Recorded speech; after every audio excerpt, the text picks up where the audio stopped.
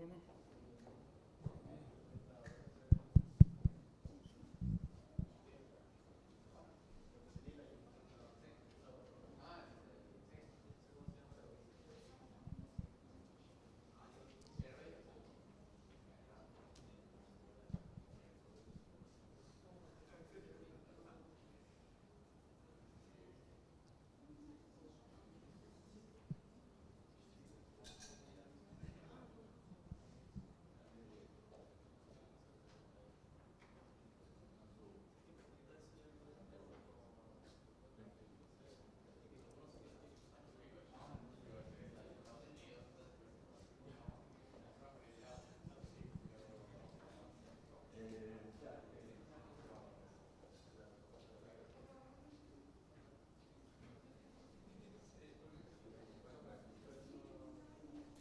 Good morning. Yes. We're going to start today the seminar from Professor Eduardo Gendelman. Professor Eduardo Gendelman is from the University of Ben Gurion. Yes, you can start, Professor, now. Ok, muchas gracias. Es un gran placer estar aquí en la Universidad de Tarapacá, en Arica. Les voy a hablar acerca de qué es lo que puede uno hacer modificando la medida en gravitación y en teorías de string. En general, en cualquier teoría que tengamos invariancia bajo reparametrización, se puede cambiar la medida y tiene consecuencias. ¿Ya? Los temas que vamos a hablar es las propuestas para cambiar la medida, que la vamos a llamar medida no Riemanniana, independiente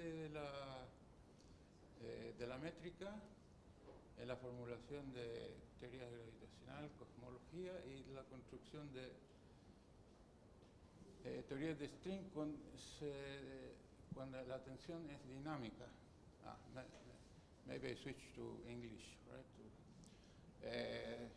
Several theories are going to be explored, like unimodular theory of gravity appears as a special case of such a formulation, a very special formulation in the context of a more general framework. Right?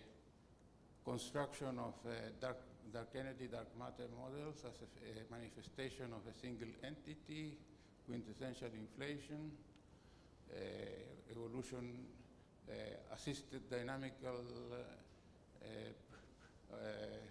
spontaneous symmetry breaking in electroweak models, how the Fish force, because you have scale invariance and massless scalar field, and in any case the Fish force is eliminated. Construction of non-single, this I will just mention, is work that have been done with, for example, with Pedro Labrana, which is here, and then he will talk a little bit about emerging solutions that are in the class of this, but there are many formulations. One of them involves these measures, right? Construction of holomorphic gravity, because the measure of general relativity, square root of G, is not holomorphic, right? It involves a square root of G. And if you want to complete the analytic structure, you have to get rid of that standard measure. Construction of, by the end, dynamical tension strings, where the string tensions appears as an integration constant. Right? The string theory has a fundamental length, the string tension. The dynamical string tension, it does not, right? So this leads also to construction of brane-wall scenarios, avoidance of possible the Hagedorn temperature, and avoidance of Swampland constraint. Okay, so what is the motivation, or one of the motivations, right? We are used in mechanics that the origin of the energy is not important, right? And we can say in terms of the Lagrangian, we shift the Lagrangian by constant. That's not important. However, if we go to general coordinate invariant, formulated as in general relativity, we say that the action is the square root of minus g. G is the determinant of the metric, and times Lagrangian density. For example, Lagrangian density of matter. Right? Now we try to mimic what we do in mechanics, right? We shift the Lagrangian of matter by a constant, but now the Lagrangian density is integrated by the Riemannian measure, right? The square root of minus g. So if we shift this is not a symmetry because we get the duration of the metric, additional term C G mu nu, right? And so we get the cosmological constant term. So this is not the symmetry of the theory anymore if we use, right, the Lagrangian. So we are led to the formulation of this because this was the guilty is the measure that is square root of minus g, right? So this presents us some motivation to go into alternative measures, right? Something like this.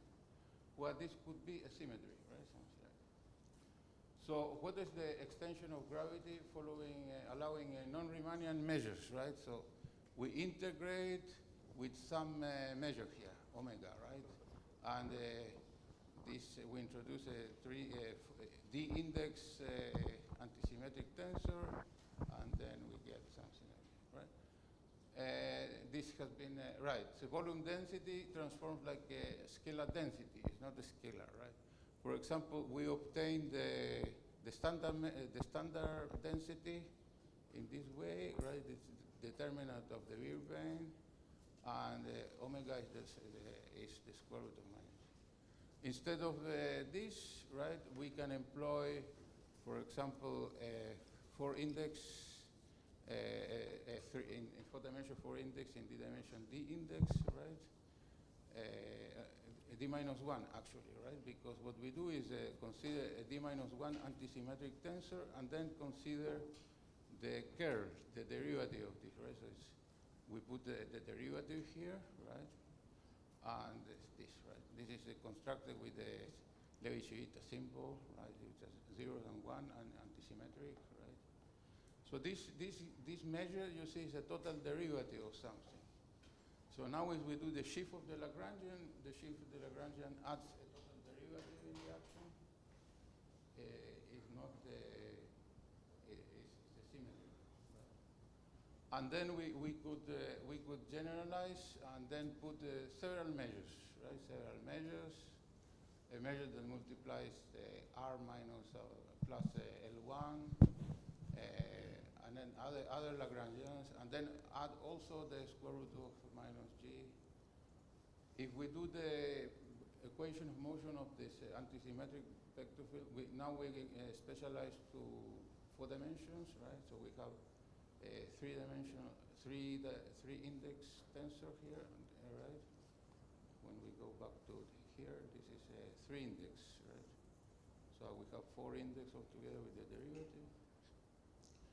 So if we vary with respect to the antisymmetric tensor field V1, we get the derivative of this is equal to 0. The derivative of these Lagrangians is equal to 0, right? So this equation tells us that R plus L1 equals a constant, and all these Lagrangians here, Lj, are other constants, right?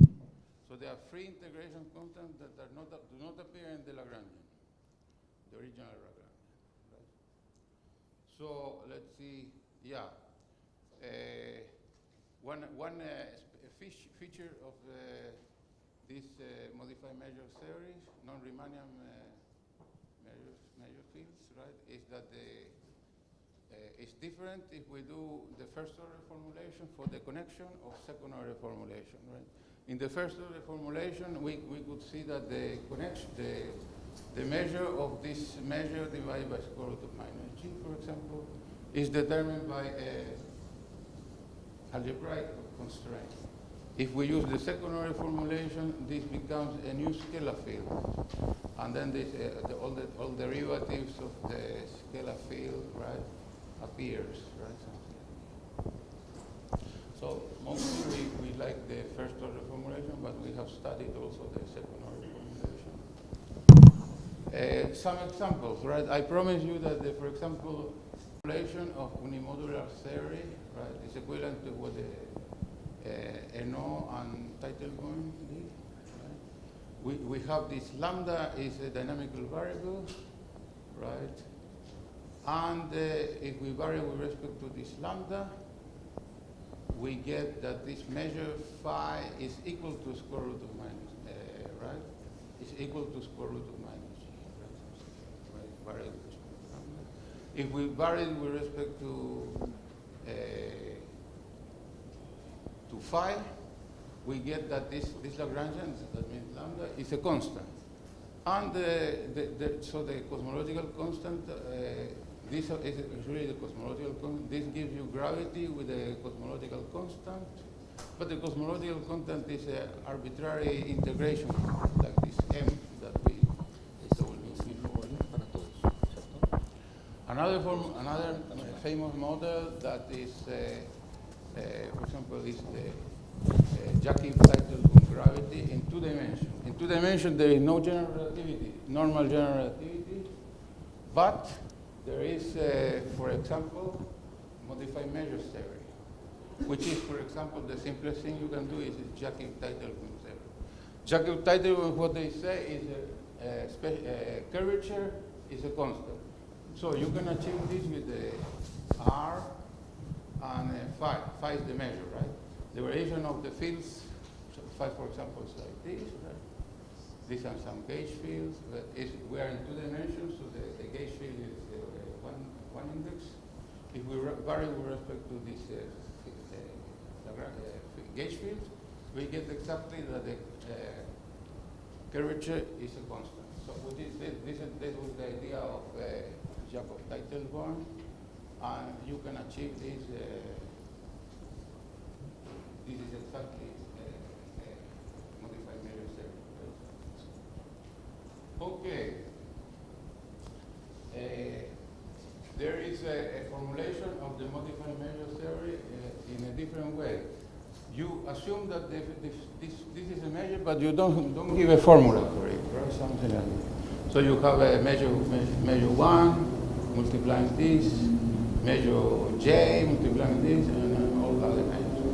And then you put a constraint that a global constraint, lambda 1, the total space-time generated by phi 1 is some constant. The total constraint multiplied generated by phi j is another constant. And then you vary with respect to phi 1. So do you say that this is going to give you that this equals to minus this Lagrange multiplier, right? And the same, phi 1. So you see that the integration constants become these Lagrange multipliers, right? So this, right?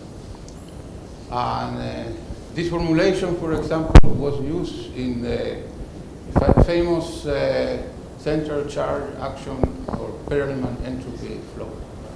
It has some volume, and then in his action you have something like this, some kind of volume is a constant. Okay, so there are some applications, some of them famous. Now there is another application, a simple model of dark energy and dark matter, right? So you have you multiply by square root of minus g, and then you have r plus x minus v1 phi, some scalar field with it, right?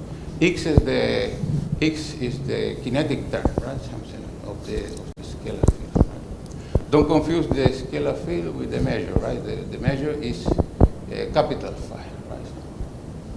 And then b, right? I can put equivalently, I put all the terms, reorganize the term, multiply by square root of g, define a potential u, and then put these terms that are square root of g plus phi in this term. So this gives you V equals V2 here, and U is V1 minus V2. And then we have this in terms of 3-index antisymmetry. So by the equation of motion of this measure, we said that this is a constant, right? So it's a constant that we call minus 2m0. Yeah. Equation of motion of the scalar field, we get some kind of non-conservation law, some current that is non-conserved, right? And this current is like the derivative of phi times square root of x. Chi is the measure of the ratio of the two measures. There is Einstein equations like with the energy momentum tensor, this form, rho, 0, u, mu, u, mu. So some kind of velocities defined, and some current here defined here. Right? I define rho 0, u, mu. U is like derivative of phi divided by the square root of 2 kinetic term. Right? So this satisfies the normalization for velocity, right? So we define this rho 0 and p0, right? Rho 0 is this, right? Is rho 0 plus p, right? And okay, and then you have some. In any case, even if this current is not conserved, this geodesic equation is satisfied. So the particles satisfy geodesic equation. If this potential is a constant, this is a conserve of a number of particles. So this, when this potential is a constant, there is a symmetry, right? That we kind of funny symmetry, and this is like a model of. This is very similar to what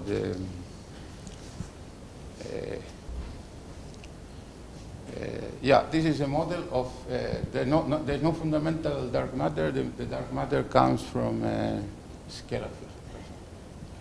Okay.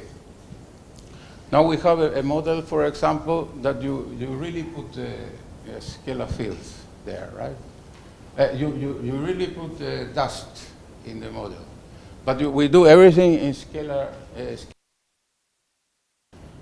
The scale invariance is G mu nu, global scale invariance. G mu nu goes to E theta G mu nu.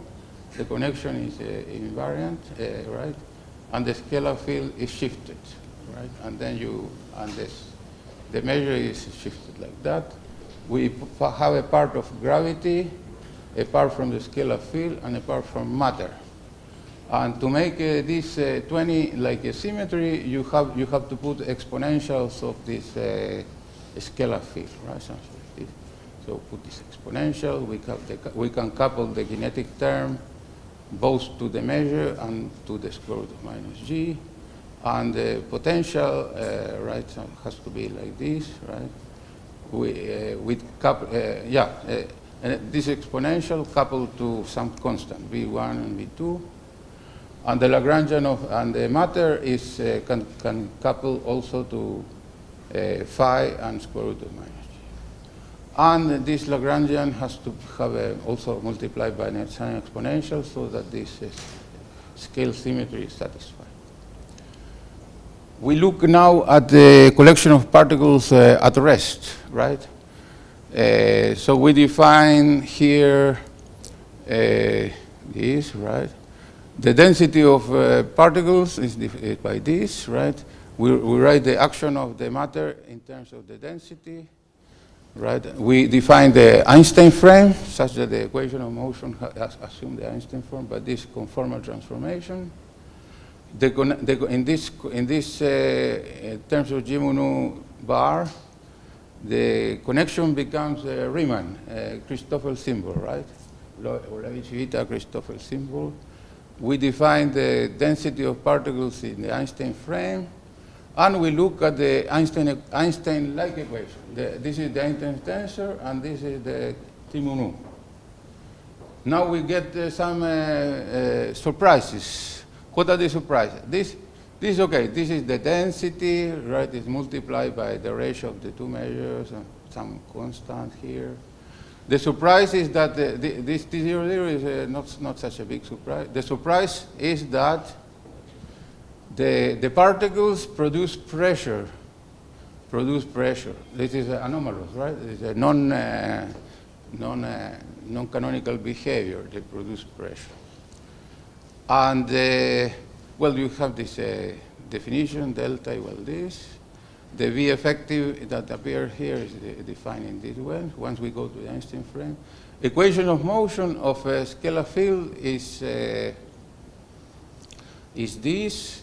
Look at the source. The source of the dilaton field, right? The dilaton because it participates in the dilatation environment. It has a source like it's proportional to this, right?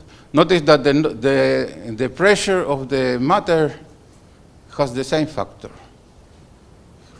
here.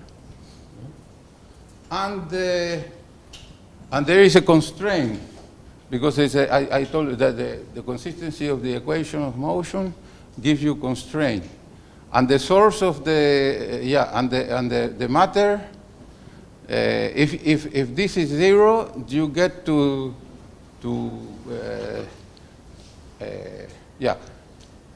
this is 0, you get the interest. Now if the density of matter is big, you try to make this coefficient 0, because all the other things are all of the order of the dark energy. So you see this coefficient that we will try to make 0 at high density, right, because of this term here. If that's 0, that's very nice, because the pressure produced by the matter also becomes 0, and the dilaton field decouples, so that the Fish force is eliminated. Of course, there will be a correction, right? A correction from that. So you write you write that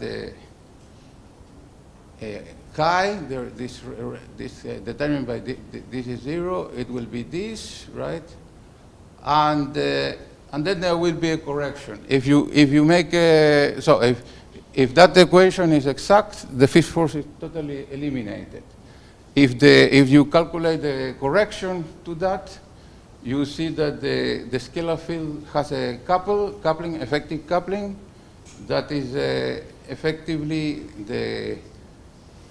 in the certain volume you have some vacuum energy density. You multiply by volume and divide by number of particles. That is, so this is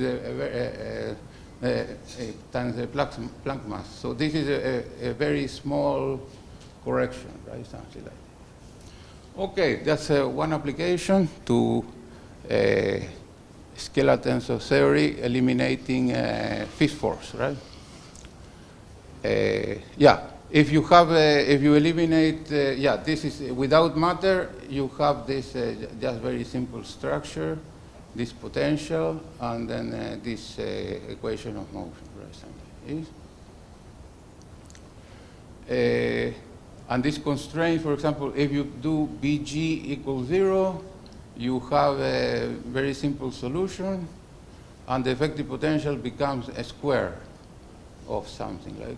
It's a generalization of Starobinsky model, for example. You see that this model is, just I go to this simple case so that you can identify things with it. It's a Starobinsky model. This has a very specific alpha. Alpha here is arbitrary, right? So that's why it's a generalization. Okay. So we can have actions with all the terms are like we had even now some terms that are proportional to square root of minus g using the measure, right? You don't have to have this because you can put a measure phi 2, a measure phi 0z, which is constructed of 3 index fields. The variation tells you that this ratio of this phi 2 divided by square root of minus g is some constant, chi 2, right, something like this. And then it's basically this chi 2 is square root of minus g times some constant. So, so this is like a generalization. I'll talk a little bit about, I go very quickly about several subjects, right, so to see the scope of application of this without going into high detail or any application. So we use a theory of this sort, right, where we put the sigma here is the Higgs field, and phi is a dilaton field, right, something like this. And L1 has a mass term here. This is the kinetic term of the dilaton field, the kinetic term of the phi field. Yeah. And what is interesting, right, I just go very quickly. You can solve the ratio of these two measures like that. You go to Einstein frame, and then you get a spontaneous symmetry breaking, right? You know that in the potential of Higgs, you have to put a mass term and a self-interacting term. Here you don't need the self-interacting term because the potential is a perfect square, right? It has a numerator, a square. So this already sets you that this goes to 0 at some points, right? So this is a nice application. Bekenstein has an idea of how to produce symmetry breaking without introducing self-interaction terms using gravity. But this is a very simple way to do that. Okay. So in the region where the scalar field is very big, yeah, you have this. You can see this exponential dominates here. So this is divided by this, right? Something like that. And in the very big and positive, and when very big and negative, this goes away, right? And then you have m1 squared divided by m2. So that's the energy density in the inflation, right? From the inflation you have that, and from in the other region you have symmetry breaking. So in the inflation there is no spontaneous symmetry breaking. The value of the Higgs field is 0, and here is symmetry breaking, right? Something. Okay.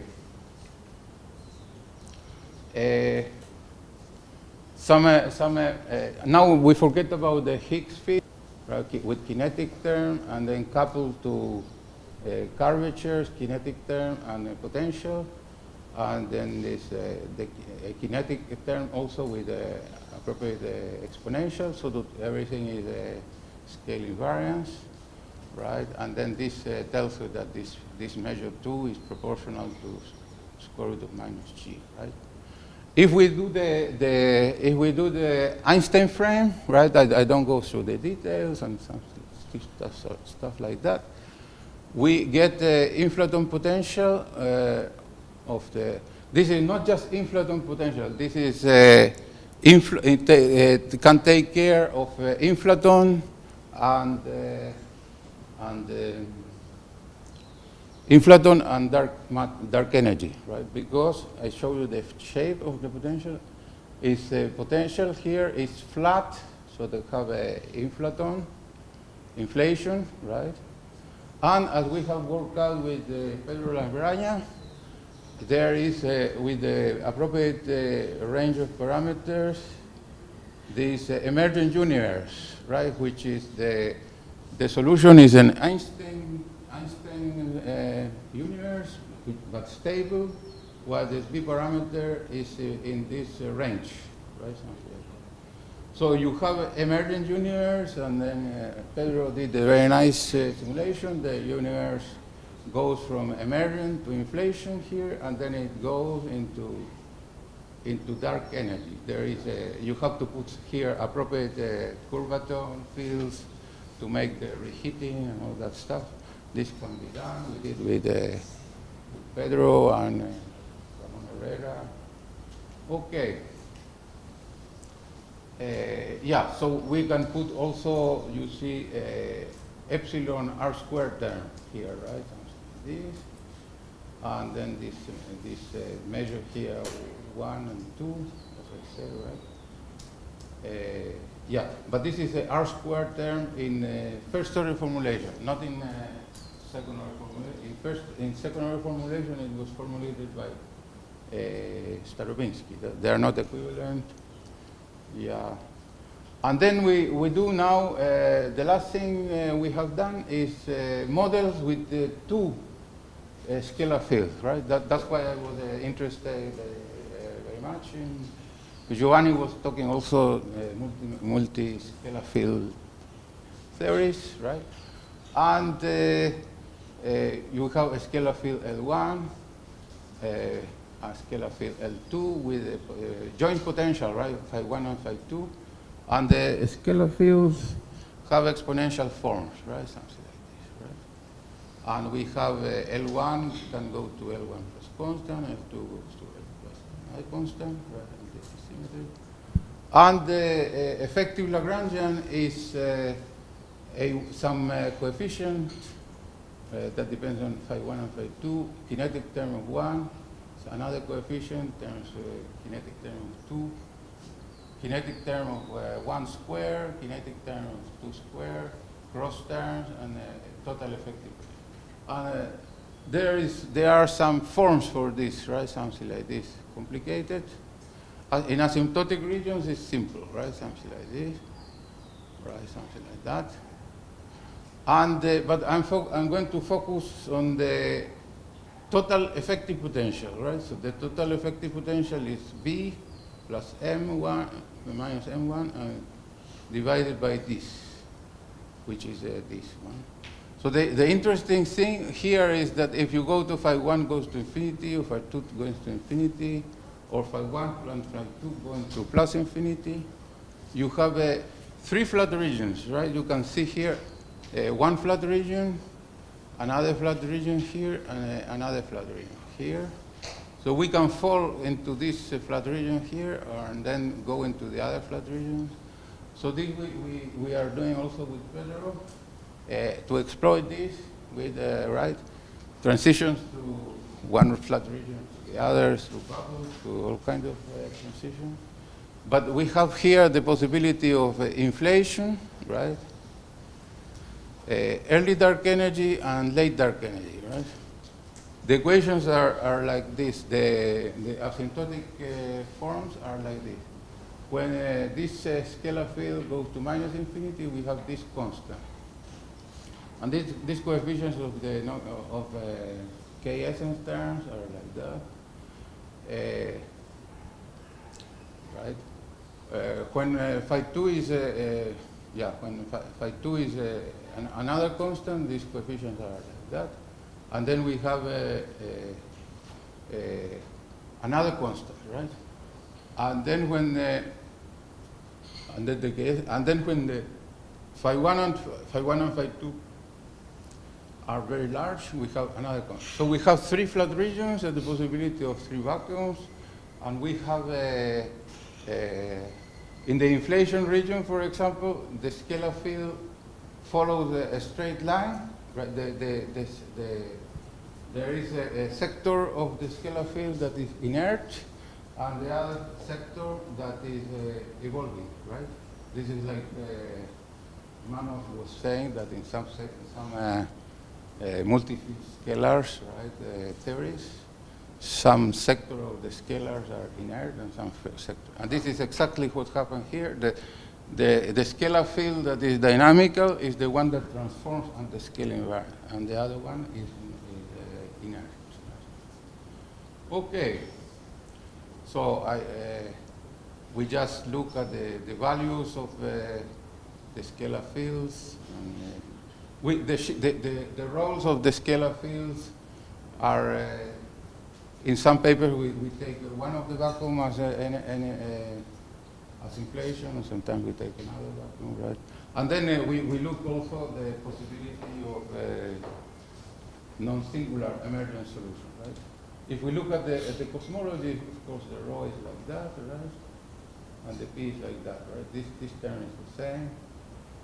This one is 3 times this, right? Like it behaves like radiation. And this is like a dark energy, right? Okay. This is just an example that if you do the secondary formulation, this measure field becomes a dynamical scalar field, and then you have becomes a dynamical scalar field, and then it acquires a potential. So in this case, you don't have to put any scalar field additional.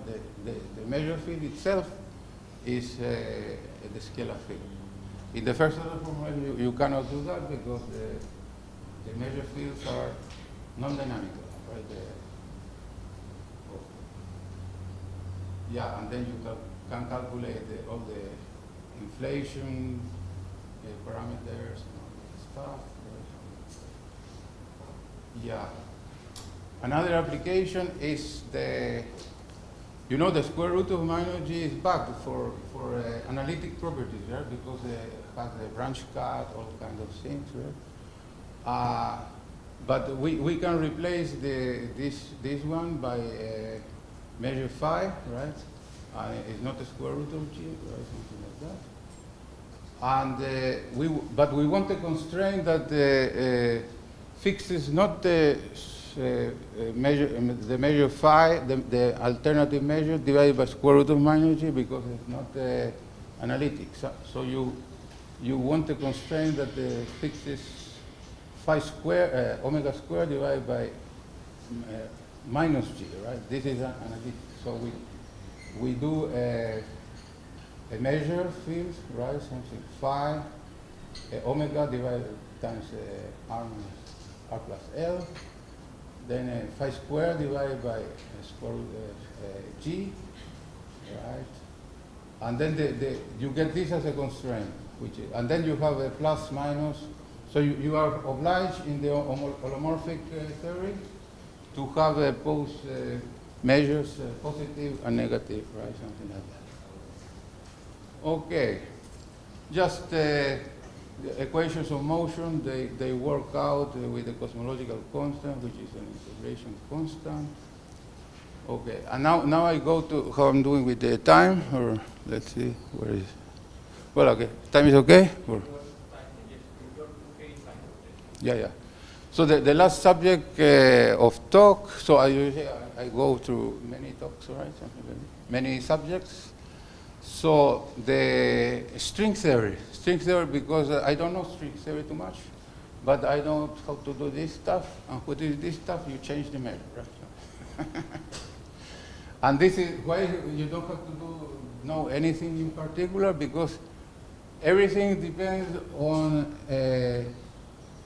reparametrization, structure of reparametrization invariant, right? Because reparametrization invariant, this is changing the measure is you can do for any reparametrization invariant. So the number action is square root of minus gamma. Gamma is the worldsheet measure. This is what's called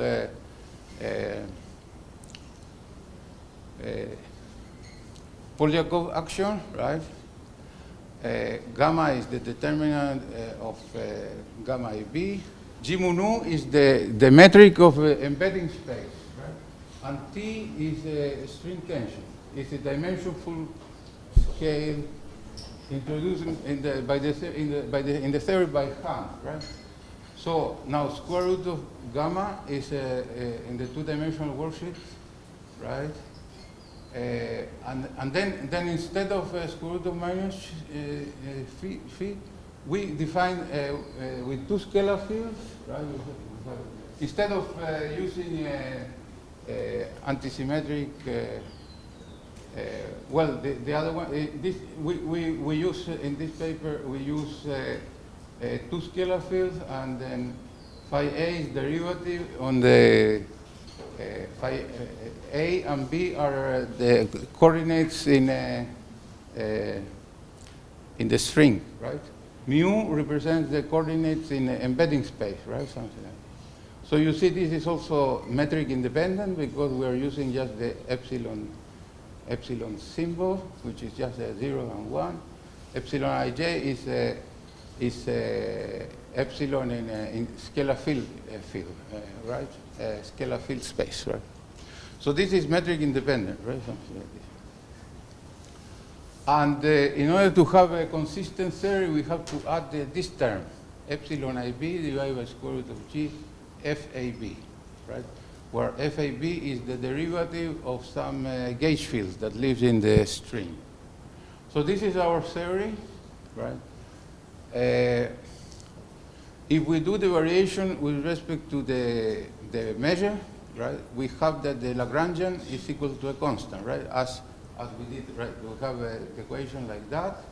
Yeah, before we say it's Lagrangian, the equation of motion from the field is some object, right, that applies to derivative here, and then, right. So if the determinant of this object, which is actually the measure, is non-zero, the Lagrangian must be equal to a constant.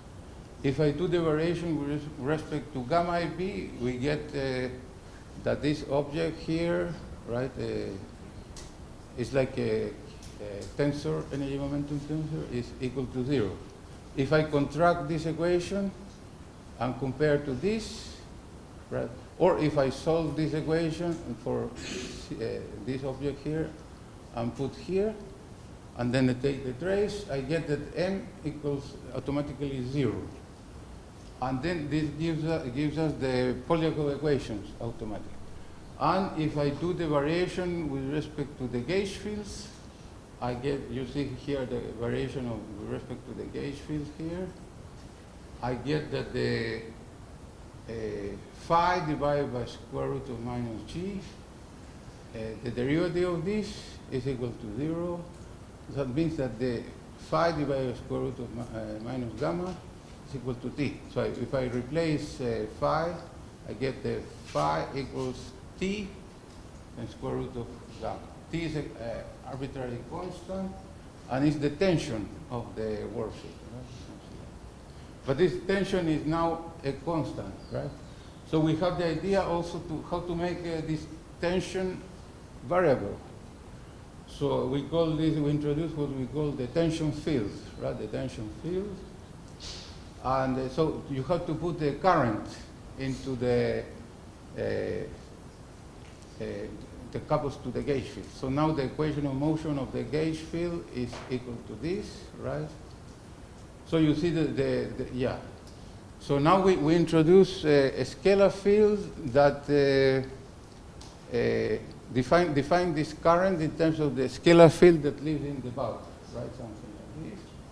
So we define it in terms of d mu, and then we project on the worksheet, right? And so we have derivative of this field, and then we put a coupling constant here, epsilon ab. So then if we put this here, right, the integration of this is that the tension is, which is phi divided by square root of g, is e to the phi plus ti. And the ti depends on the string. There's no reason that all the strings have to have the same constant of integration, right? So phi is equal to square root of minus gamma E phi ti. Yeah. So okay, and then each string is going to be quantized independently, right? That is the idea. And then we have a string I. It's going to have the tension E phi plus ti square root of g, and then all the other fields of that you introduce in the fields string theory, we are going to make them trivial, right? Because we take this simple case. So you see, there is an effective metric, which is this times this, right? It's a metric that depends on the string, right? So it's like this, right? And for each string, we demand the conformal invariance. The conformal invariance tells you that the curvature, Einstein equations are satisfied for this string. The vacuum Einstein equations are satisfied for this metric. So we have, suppose, two strings, right? 1 and 2. So metric 1 for the string 1 is this, the metric for the string 2 is this, and the curvature, this is, right? The Einstein tensor, or in this case, the Riemann tensor is 0 for the 1, and the Riemann tensor is 0 for the 2. And you see that these two are conformally invariant. They say so that means that the conformal factor relates E5 plus T1, the conformal sector, the conformal factor by E3. So from here I can solve the phi, E5, like that. And from here we put one tension is like that, and the other tension is like that. And T2 minus T1 is positive, right? So the two, in a certain interval, these tensions are going to be positive. And then we take two solutions of Einstein equation. The two solutions are going to be flat space. One is the flat space in Minkowski coordinates, and the other one is flat space in after a special conformal transformation, right? This is the conformal transformation, and gives me this omega is like that, right? This is, yeah, so the omega is going to be given by this, right? A mu is a d vector, right? A mu is d vector, which we space-like, or right? And we take this a square, for example, not equal to 0. The case 1 equal to 0, we study also, but okay. So we put this omega back into the equation for the strings tensions, right? And you see they are dynamical. And one of the string tensions is this, the other is this, right? And there is a divergence when these denominators go to 0, right? Something like this. At one point the tension goes to infinity, and another point the tension goes to 0. In some limit, T2 minus T1 equals 0, and we take A mu equals A 0, 0, 0, like for a time-like, right? And if we take this limit, taking this, we got the two tensions are equal, and the G mu nu is some linear dependence. Okay, this is one solution, and this lasts a long time. If the difference of the strings is very small, the time that this solution lasts is given by this delta t equal. So if the difference between the two strings. Now let's go to general case. You see that there are two tensions, two infinities, when this is 0 and when this is 0. At those points, the string tensions go to 0, to infinity, right? Because it's 1 over, right? So one of the cases is this, and the other case is this. And if we work out for this case, right, we work out one case is like a hyperbola, right? It's a surface like that, and in the other case is a surface like that. So there are two surfaces, hypersurfaces, where the strings tensions go to infinity. So this gives us a limit. The strings are confined between two surfaces, right? So it gives you a type of brainwave, new type of brainwave. Okay. Notice that this can be analytically continued to Euclidean space. So you get the famous possibility of creation from nothing, right? The distance between these two surfaces, as t goes to infinity, becomes infinitesimal. So the brain confines strings between two very close surfaces. Right? And as I told you, if we analytically continue this to Euclidean space, this becomes a plus. So this is a Euclidean region, tunneling region. This is the classical evolution. It's like that. Yeah. there is the string tension has a being dynamical. It appears to me that it has a lot of consequences because a lot of things that are famous prediction of the regular string theory maybe disappear. For example, the Hagedorn temperature relies on the fact that there is a finite string tension, and this determines the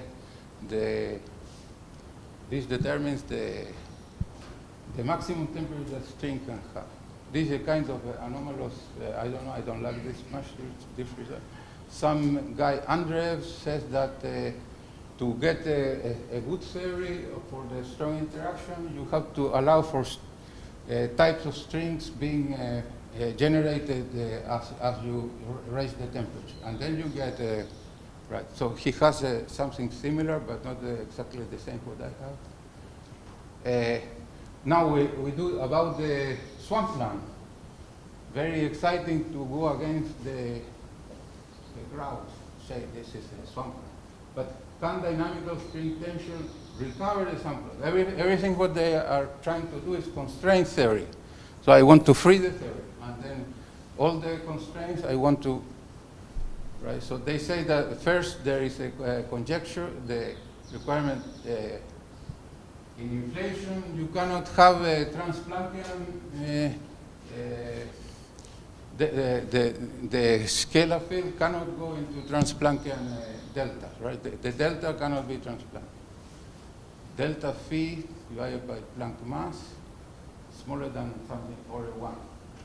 MP is Planck mass. The problem is, well, not the problem. The statement is that in dynamical string tension, the Planck mass is determined by string tension.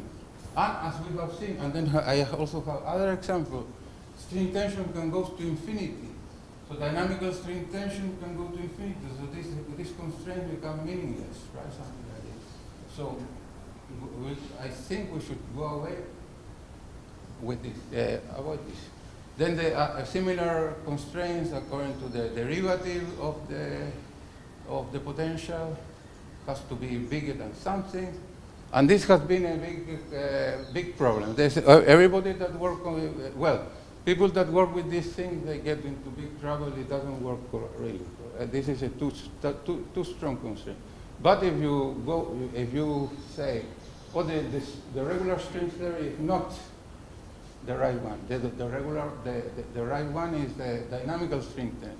So this, at the string tension, if you go and read the space where the string tension becomes very big, these constraints become meaningless. Okay.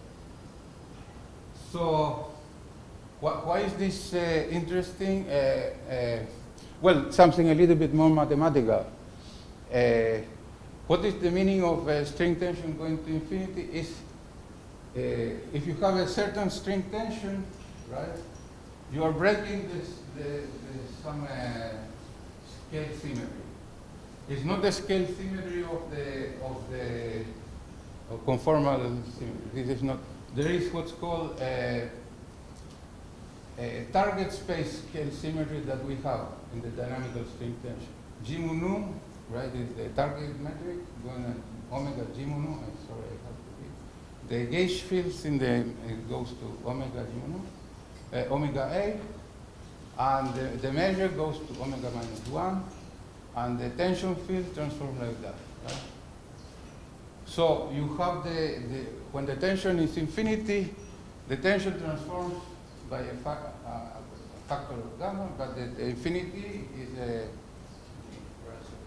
at the Planck mass going to infinity means that the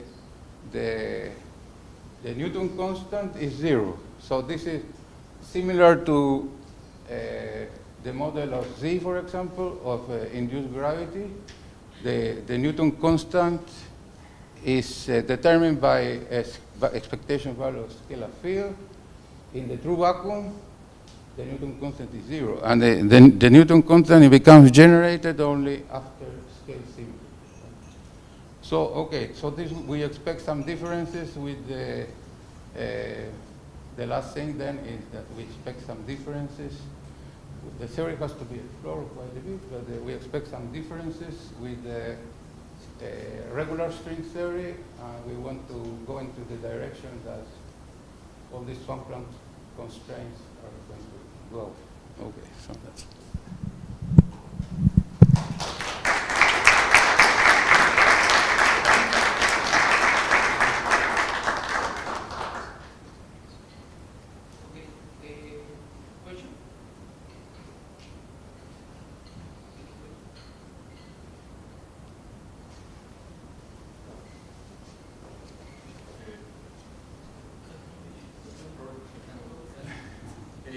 Professor, I'm understanding, is this two-measure theory equivalent to two views?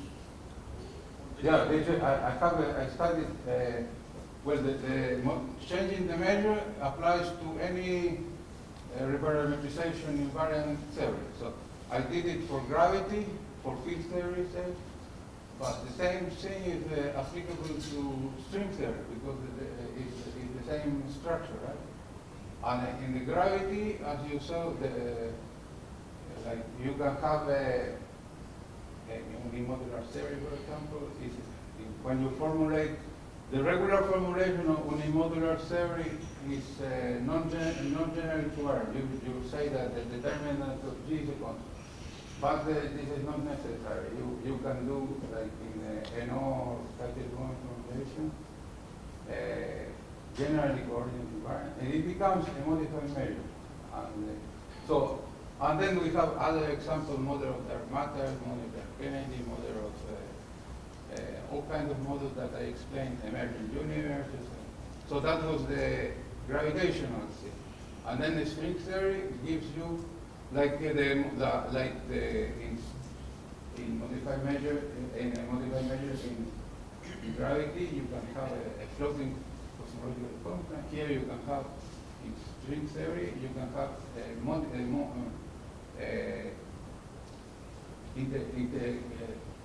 string tension is dynamical variable, and it can be integration constant, or it can be more interesting. It can be dynamical. That's something like this, even more than that. So the string theory by itself violates this scale invariance in target space. There is no scale invariance in target space.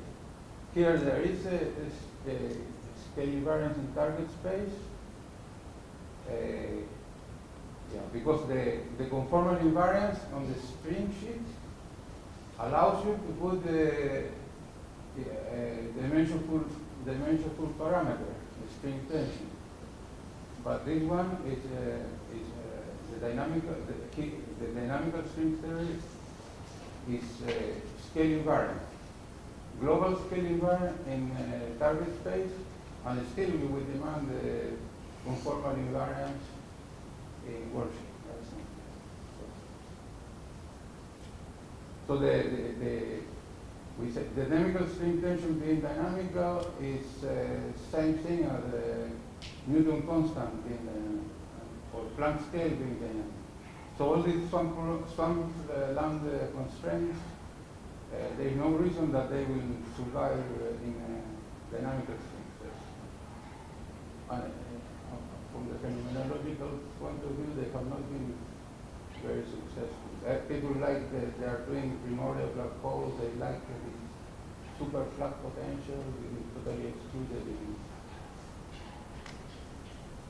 Swampland constraints. All kinds of things that we do all the time. The Swampland guys say, no, you are wrong. I want to say that they are wrong.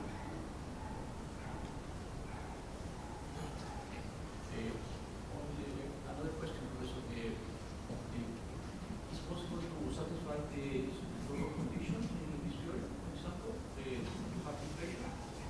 Is it possible to satisfy the normal conditions? Yes, of course. Even more than the reason, because you have a yes. This is a problem with the Swampland constraint is a problem because they tell you that the slope, the the slope is big, right? Something relatively big, and there has always been a problem with the swampland with the slow roll. Here is the idea is not that you should be able to it's better for string tension in some limit becoming very big. You see this. You go to the other side. This bigger than something infinitesimal. That's the idea. To recover the slow roll condition.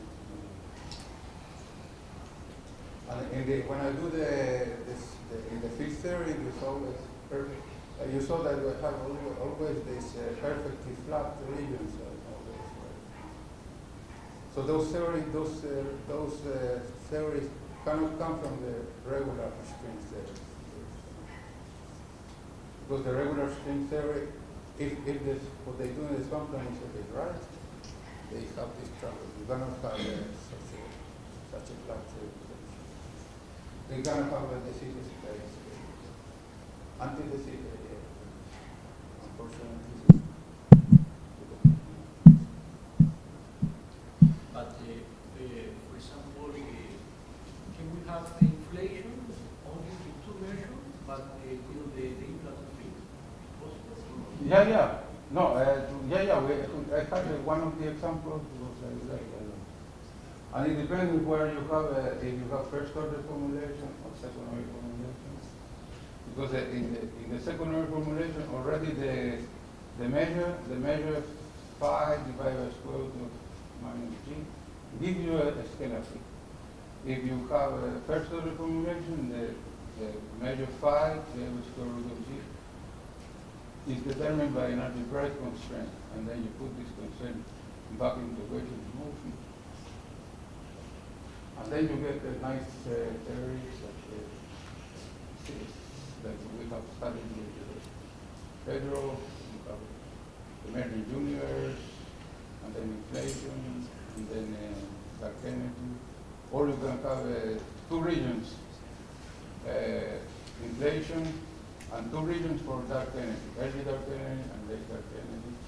So it seems that people are interested in that. Thank you very much, Professor. Thank you.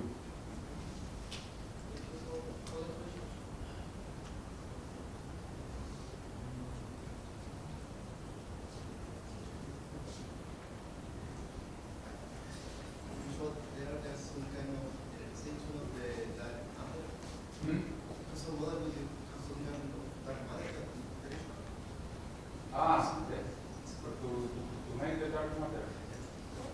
Yeah, this we have. I didn't put here this, but we work on No, but you said before that, how about you mentioned how surprise of the gravitation. the big force. Yeah, because when the ratio of the two measures is determined by a constraint.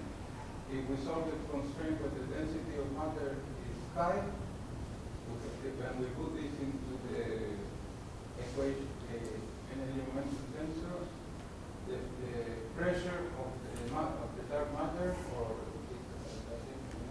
that's my interpretation.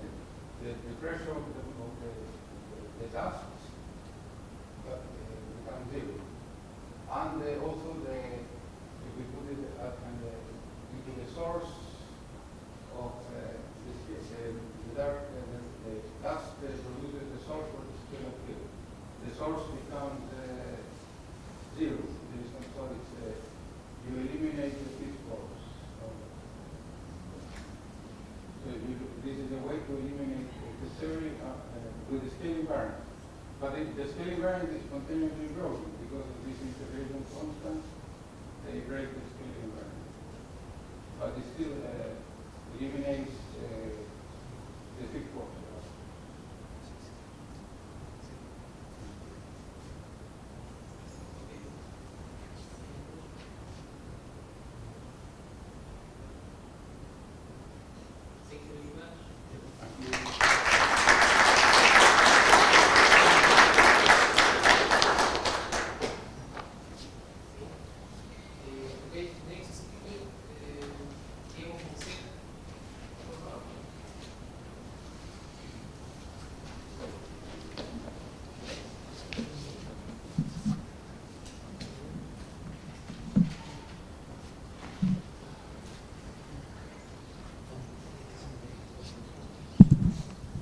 Hola.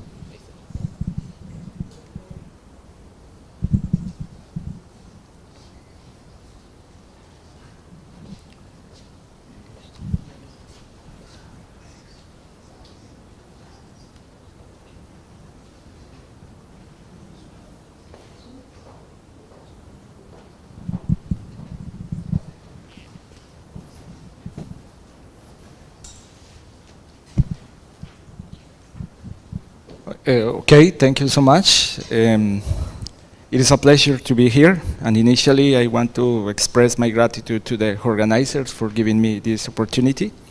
I am Diego Fonseca from Bogota, Colombia, and today I am going to talk about some topics I've been working on as a PhD student at the Universidad Nacional de Colombia. I've titled this short talk a brief review of first and second order cosmological perturbations, including baryonic matter, from an Eulerian perspective. So first, where are we located? Actually, I am doing my PhD in Bogota at the Universidad Nacional de Colombia, specifically at the Observatorio Astronómico Nacional. The observatory has two branches. One is the historical branch, which is a touristic attraction, and the other is the academic branch, where we make our research and take classes. It is a great place, and everyone is welcome to visit. So in this place, what are our lines of work in cosmology? Our supervisor is Professor Leonardo Castañeda Colorado, and we work on the following topics: primordial magnetic fields, reconstruction of clusters of galaxies, galactic rotation curves, structure formation. That is my topic. I am working under the supervision of Professor Leonardo Castañeda Colorado, and the co-supervision of Professor Luz Ángela Garcia. And other students are working on modified gravity and numeric relativity. So what are our framework and main objective? The linearized cosmological perturbation theory, or simply cosmological perturbation theory in an expanding universe, homogeneous and isotropic, has become an important topic of modern cosmology over the last 50 or 60 years. Therefore, we assume that the universe is governed by general relativity through the field equations or Einstein equations. And we consider that the statistical behavior of the components of the universe is governed by, is described by Boltzmann equation. Then perturbations in the density field evolve in a concordance model or lambda Sirian model. And then we have two related ways to describe perturbations. One of them is that technological advances have played an important role due to the high complexity of the fundamental equation that describes perturbations in general. And the other is that the analytical methods for understanding how fluctuations evolve have been used to improve the comprehension of the physics related to structure formation. Then our main objective is to explore solutions in cosmological perturbation theory, including baryonic matter, through analytical tools. In this point, it's important to mention that our work doesn't have a full relativistic treatment, because following pivots, we can describe perturbations in the density field using a limiting approximation of general relativity. So in this context, we consider the non-interacting Boltzmann equation in Eulerian coordinates, and then employing the moments of the distribution function, we can derive the fundamental equations for the mixed cosmological fluid composed of baryonic matter and dark matter. As we can see, there are two continuity equations and two Euler's equations. And it is important to mention that the pressure effects of baryonic matter is introduced through the stress tensor, denoted as sigma. And of course, we must not forget the Poisson equation, as this is where introduce or incorporate general relativity. So if we only work with CDM and consider the linear regime in the fluid equations, we can derive the growth factor as a function of redshift and understand the evolution of the density contracts through this factor. Also in this context, through the equation in the blue box, we can observe the evolution of the growth factor for several cosmologies shown in the figure.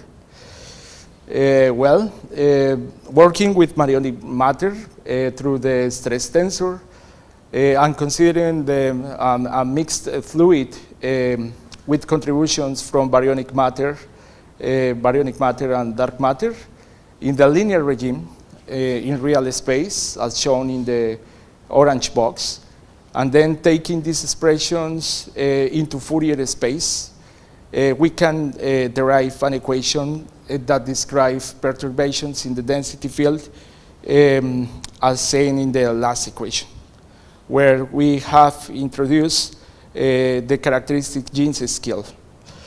So, and by using the Jeans filtering functions, which we consider as a bias between baryonic matter and dark matter, we get the 0 and first order equations for the Jeans filtering functions. And then we solve these expressions for the growing modes to describe the behavior of function G. At the end of the day, at large scales, the dominant source of gravity is CDM, and while the effects of baryonic matter at small scales are negligible, as shown in the figures. So if we consider both decaying and growing modes, we can observe that at small scales, the decaying modes could be important for increasing the precision to describe a structure formation when you want to introduce baryonic matter. As we can see in the right panel, where the red line represents the solution only for the growing modes, while the other line represents solutions for both growing and decaying modes. Well, in this slide, we can observe the equations for the cosmological perturbation theory in general to any order in real and Fourier space. As we can see, we have 4 equations in Fourier space to describe the density field and velocity field. And the purple circle represents interactions between species in the mixed fluid. And we have been exploring solutions with these terms, which were not considered in the work of Shoji and Komatsu for the velocity field. And finally, if we consider the density perturbations and the velocity divergence field through the Jeans filtering functions denoted as G and H functions respectively, and use the ansatz for the density contracts and velocity field, we obtain the second order equations as shown in the yellow box. Finally, we show our result for the second order power spectrum with contributions from baryonic matter and dark matter using only analytical tools. Well, and finally, what are we doing at this moment? We aim to obtain the Jeans filtering function to second order using the method proposed by Shoji and Komatsu and calculate the matter power spectrum. To achieve this, we need to calculate The first term is associated with baryonic matter. The second term is the correlation between baryonic matter and dark matter. And the final term is a contribution of baryonic matter. In the same way, we are working to build the velocity power spectrum, including contributions from baryonic matter. And finally, we aim to describe how to construct the matter density field using the velocity field from a theoretical model and understand how baryonic matter affect structure formation on small scales.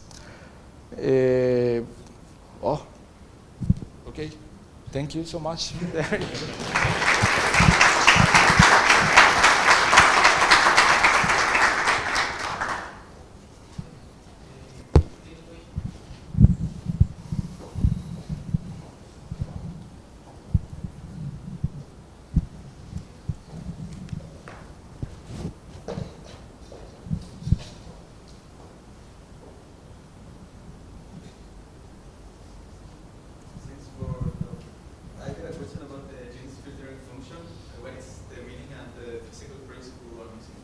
Okay, your question is very important because in the cosmological perturbation theory, when you want to introduce baryonic matter, this factor or this bias could be described to describe the behavior between baryonic matter, depression of baryonic matter, and expansion of the universe.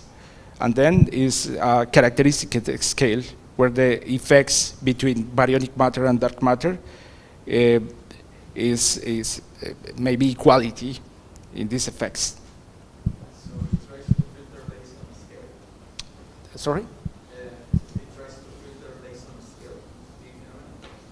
I'm sorry. I think I'm trying to understand. I got a question. It tries to filter based on the scale of the different effects. Yes. Thank you. Okay, thank you so much.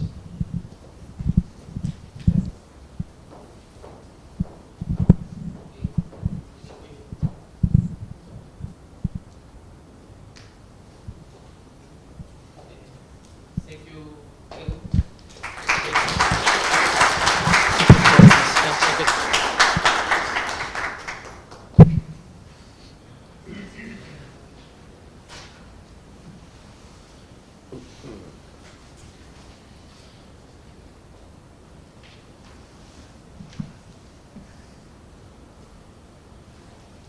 Next speaker, Mark, what? Short term.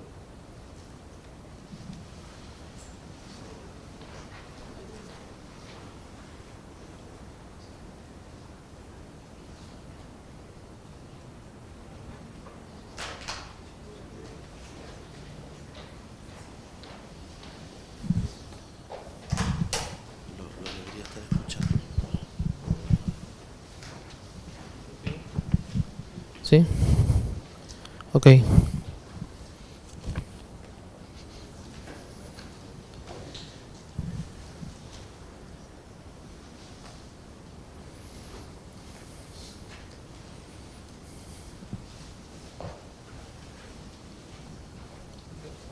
va a ser vía Zoom?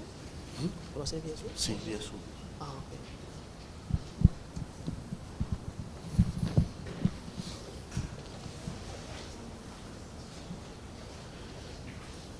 Él debería estar escuchando, podría hablar con él. Ok, hello. No lo veo. Amar Kumar. ¿Se conecta? Está conectado. Ah, está conectado. Ah, ok. Si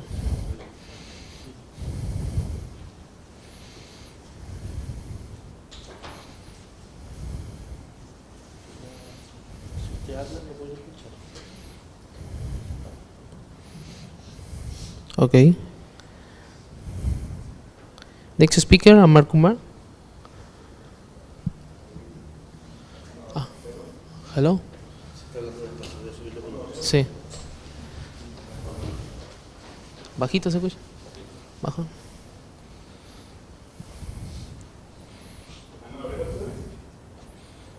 Sí, yes, sí. Okay. So Sí, se escucha un poquito. India. Today I will talk on global phase space analysis for a single scalar creative bouncing solution in relativity. In this paper, we have studied the general bouncing solution of the universe through the compact and non-compact variables. This is the outline of my talk. I will start with the introduction, in which we will see why there is a need to study the bouncing cosmology. Then the basic cosmological equation for the Lagrangian of the form f of x minus v of r, in which f of x is the kinetic term and v of y is the potential. Then we will study the phase space analysis to the compact and non-compact dynamic variables, and at the last I will conclude remarks. So, as it the standard cosmological model is the most acceptable cosmological model. We give the evolution of our universe. As we know, the standard cosmological model, most accepted model, according to this, it is studied that the universe is expanding and it also universe is in acceleration. So the rate of the expansion can be measured through the time evolution of the scale factor. As I mentioned, the universe is expanding. If you go back in a time, there must be a two possibility. Either scale factor becomes zero at certain speed, or the scale factor acquires non-positive rate and bounce back. In the first, the scale factor zero, the Gravitation scalar diverges. We can see in the slide, the Gravitation scalar is inversely proportional force power of the scale, and if the scale factor becomes the Gravitation scalar diverges, which leads to a initial singularity. To avoid such an initial singularity, a quantum theory of gravity has been proposed. But with what is correct on quantum theory? That's why since of fully accepted theory of gravity, the bounce cosmology is the most missing one that allows us the singularity universe. In the bounce cosmology, all equation has to be at a bounce scope. That the scale factor should not be zero at bounce scope. The first ratio of the scale with respect to cosmic time should be zero, and the kinetic terms are also represented. To simplify our system,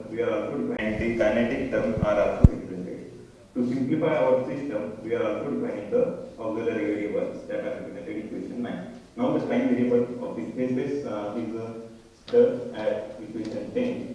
Now system has been solved for the above consideration, and we need the physical viable solution. That's why here we are defining the physical viability condition, and we also H dot upon H square we are defining to get the cosmology of the model.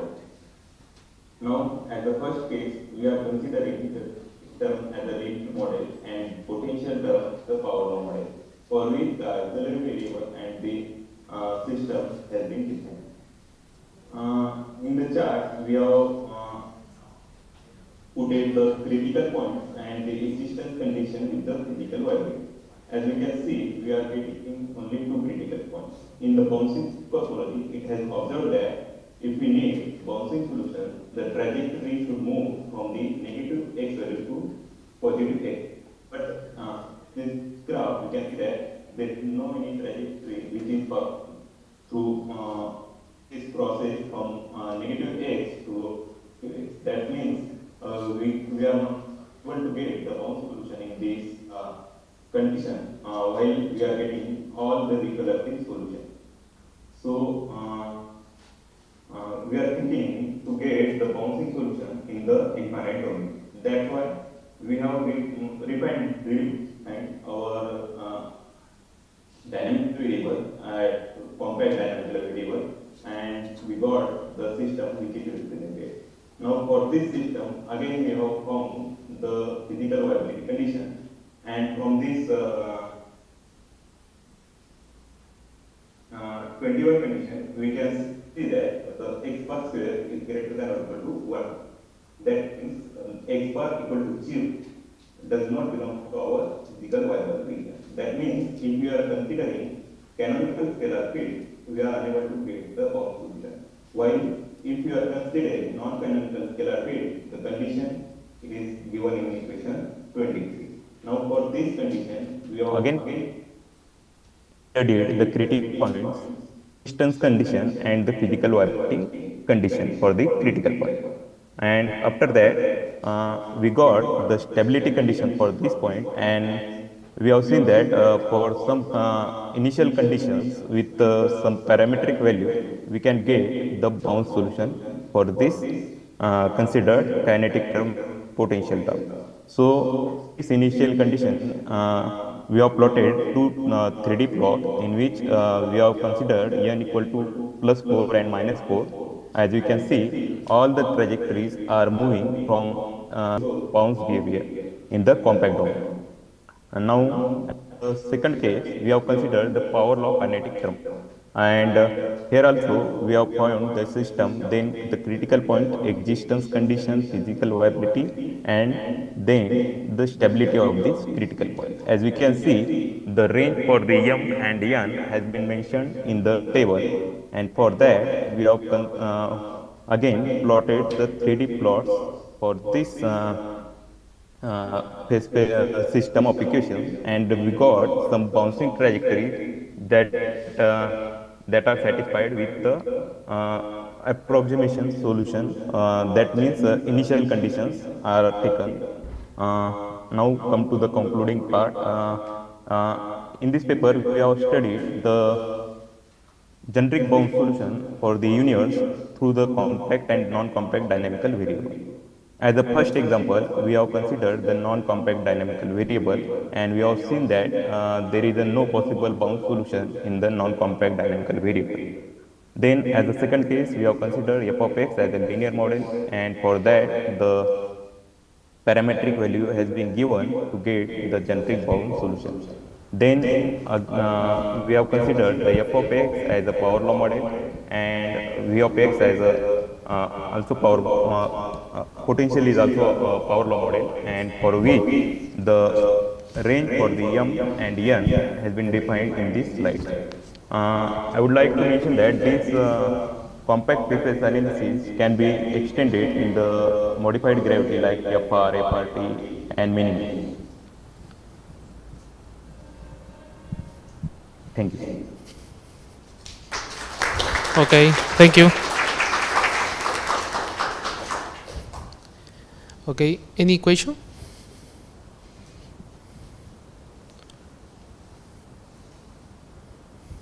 Question? No? No? Okay. Thank you, Amar Kumar, for your presentation. Next speaker,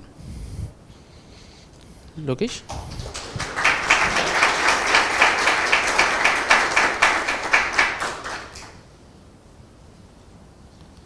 Next speaker, Lokesh Kumar. If there is any question, please ask us. Okay. No question. No question. Ahora sí? Yeah. No question. Thank you, Amar Kumar.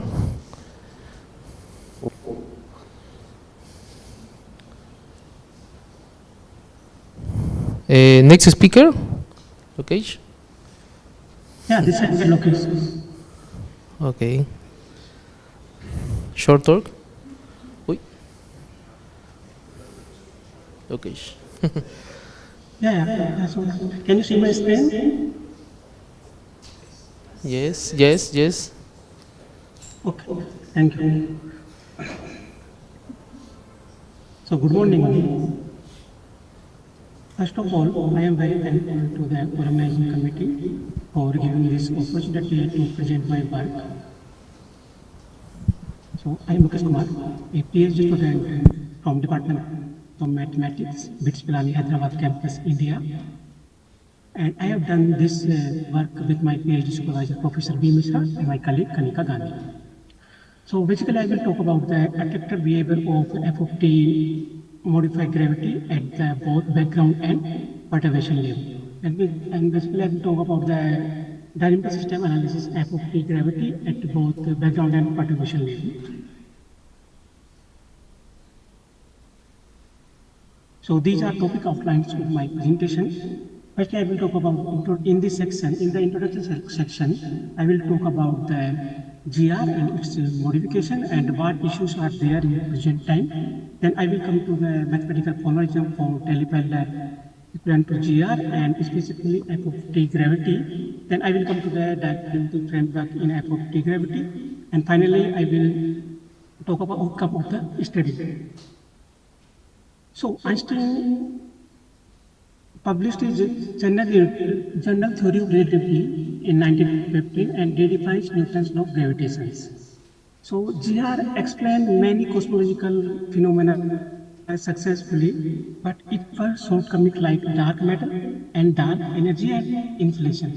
And the dark matter and dark energy is responsible for current accelerating expansion of the universe, which was first discovered in 1998 by the observation of type first supernova. So how to resolve this problem?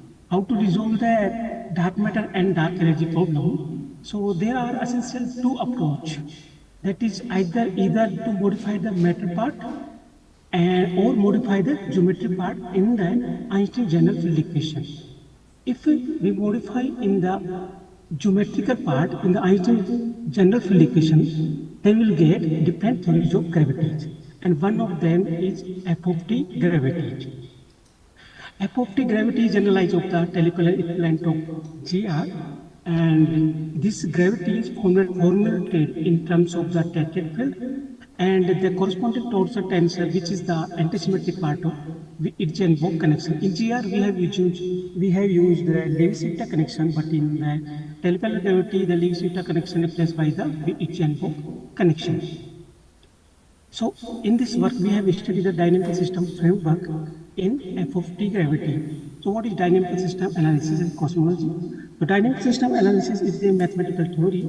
So through this approach, we can study the qualitative behavior of the cosmological models and how does it explain the cosmological properties. So the critical points of autonomous system define the different phases of the universe. And in this work, we have calculated the values of the cosmological parameters like density parameter for matter and dark energy sector, and equation of state parameter for total and dark energy sector, and deceleration parameter. So after getting the values of these cosmological parameters, we can say that this and this or that critical point show this or that phase of the universe according to the behavior of the critical point. And also we have also found the range of the cosmological models parameter, where the model shows stable, unstable, and late time cosmic acceleration of the universe. So now I've come to the mathematical formalism of teleparallel equivalent of GR. In this study, we have taken the flat FLRW metric, which is presented in equation number 1, where A of T is a scale factor, which measures expansion of the universe. The TGR is formulated in terms of the tethered field. So we have defined this tethered in equation number 2, and the relation between metric tensor and tethered field along with the Minkowski space-time defined through this relation, which is presented in equation number 3. And we know that the tethered field also satisfies the orthogonality condition like this, which is presented in equation number 4. So we know that the GR, in GR we have used the Lewis-Hita connection, but in the teleparallel gravity we have used Lewis-Hita connection replaced by the Itch-Bock connection. So in equation 5 we have defined this Itch-Bock connection, where this term is the spin connection. So in this work we have taken non-covariant formalism of F of T. That's why we have taken of the term spin connection is 0.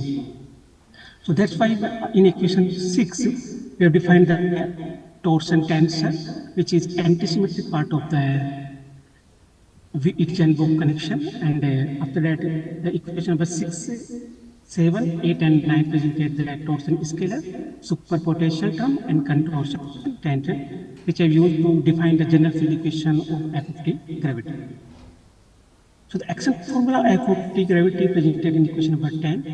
And after varying this action with respect to Lab's function and scale factor, then we will get equation number 13 and 14. And these two equations called general field equation of f of t gravity theory. So after comparing these two equations with Einstein's general field equation, then we will get dark energy sector energy density and pressure, which is presented in equation number 15 and 16. And we have also calculated the dark energy sector for omega d and omega total and q, which is presented in equation 17, 18, and 19. And so I will come to the dynamical system framework. In one of your previous work, we have studied dynamical system analysis at background level. But in this work, we have explored your study, and we have studied the dynamical system framework at both the background and perturbation level, so that we have defined the one more variable, that is the perturb variable, and which is defined from this equation number 20, that is growth of matter and perturbation. So in equation 22, we consider equation numbers x and y. These two variables define the background level, but the variable sigma equal to d ln delta by d ln a define the perturb variables. And through this variable, we can study the growth and decay in matter part. So through observation, we can say that if sigma is greater than 0, that means it is so growth in matter part. If sigma less than 0, then it is so decaying matter perturbation. But if sigma is 0, that means this quantity is 0, d ln delta equal to 0, that means this quantity is delta equal to constant. That means there is no change in matter. So I will talk about in details in next slide. And in equation 22 to 27 present background cosmological parameters in terms of dynamical variables, and these the value of omega total define the different era of the universe. Like if omega total equal to 0, then it is defined the matter phase of the universe, and omega total is -1, that it indicate the dark energy sector of the universe, and the positive value of q indicate the decelerated phase of the universe, and the negative value of q indicate the accelerating phase of the universe. So after taking the derivative of equation 22 with respect to if whole number n equal to log a, then we'll get this system 22 to 30, and this equation as to h square we have obtained from the second Friedman equation. So in order to proceed the specific analysis, we need to define the form of f of t and to determine the value of f of tt, so that we have considered this form of f of t, that is the Pauli form of f of t. So for this form of f of t, we have got this autonomous system and corresponding these cosmological parameters omega d, omega total, and distillation parameter in terms of dynamical variables for Pauli form of f of t. After that, in table 1, we have presented the critical points of the autonomous system along with the way of cosmological parameters. If we can see in this table, for critical point B1 and B2, omega total is 0. That means these two critical points show matter-dominated phase of the universe. But for critical point B3 and B4, omega total equal to -1. That means this critical point show dark energy sector of the universe. But for critical point B1 and B2, Q is positive. That means this critical point show decelerated phase of the universe. And for critical point B3 and B4, Q is negative. That means this critical point shows late time cosmic acceleration of the universe. But But at the perturb level, for critical point B1, sigma is 1. That means the positive value of sigma indicate that means this critical point show growth in matter part. And for critical point B2 and B3, omega sigma is negative. That means at perturbation level, these two critical points show decay in matter part. But the critical point B3 show accelerating phase of the universe at the background level, but not at perturb level. But for critical point B4, sigma is 0. That means sigma is 0 means delta is, if we can say sigma is 0, that means delta is constant. So for this critical point,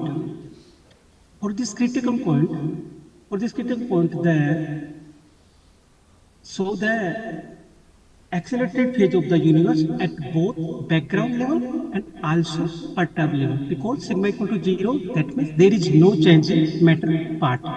So all of that, there is only one critical point B4. So the late time cosmic acceleration at both the background and perturbation level. So these are in this table we define the eigenvalues along with the stability condition. So through the linear stability condition for critical point B1, B2, B3 show unstable behavior due to presence of positive eigenvalues, and the critical point B4 show the stable behavior for x and belong to any real number. So only the critical point B4 show the stable behavior. And this is the picture of 3D phase portrait.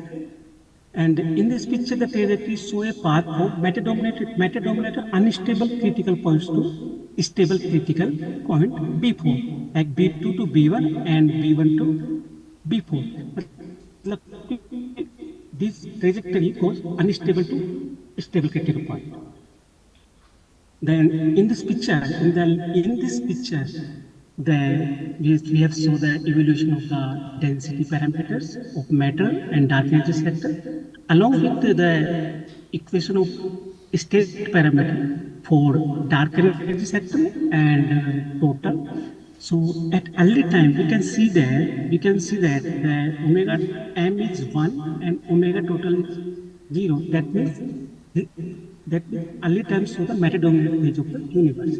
But at late time, omega m goes to 0 and omega d 1. That means at late time, it is show the dark energy sector of the universe.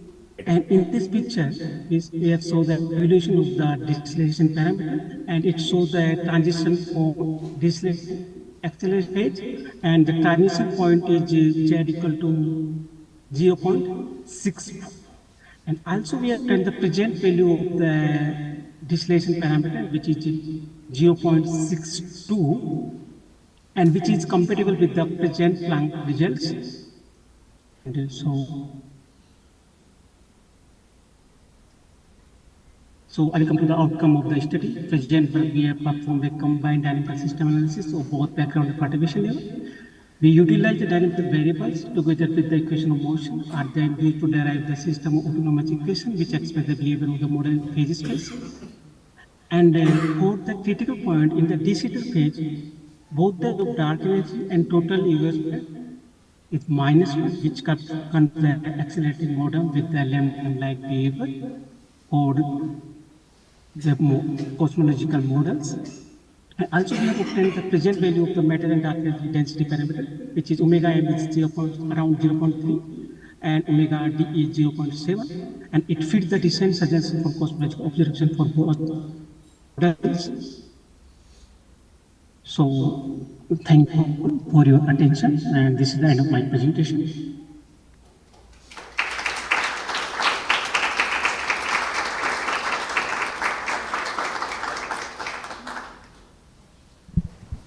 Ok. ¿Sí se escucha? ¿Sí? Question?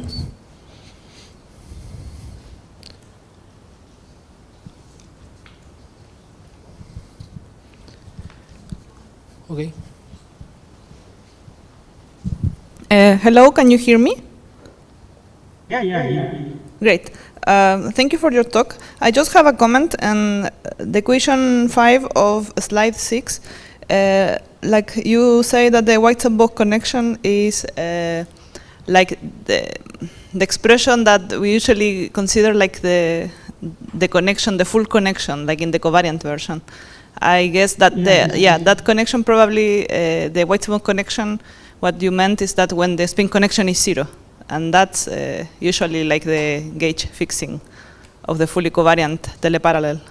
Because otherwise you will have this connection like in all your cosmological equations. So probably what you consider is this spin connection equals 0.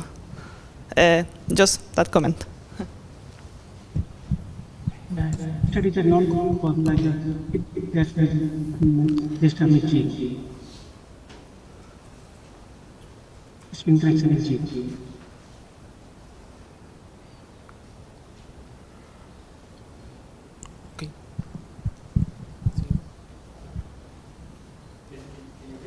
Okay. No. Hi, Lokesh. Can you hear me? Hi. Yeah. Yes. Thank you very much for your nice talk. I would like to know if it's possible in your model to have scaling solutions. Yeah, I didn't get the scaling solution for this. I get only I get scaling solution like this form is in the line forms, like for B3 critical x and 1 minus x. But it depends on the dynamical variables. Okay, but do you have accelerated expansion also? Yeah, this critical point B4 shows the accelerated expansion at both levels, perturbation level and the background level, because the critical point B4 sigma is 0. That means there is no change in the matter part. So this critical point show acceleration phase at both levels, but critical point B3 show the acceleration phase at only background level, because for the perturb level sigma is -2. That means this negative value of sigma indicates the decay matter part. That's why this critical point B3 shows the acceleration phase only at the background level. Okay. My last question, could we distinguish this model from the FR gravity models, for example, studying the stability condition or the dynamical system? Can you repeat your question? Sorry. Can we distinguish these models from the FR gravity models, the models based on curvature, for example? Yeah, I didn't understand your question. I don't understand me.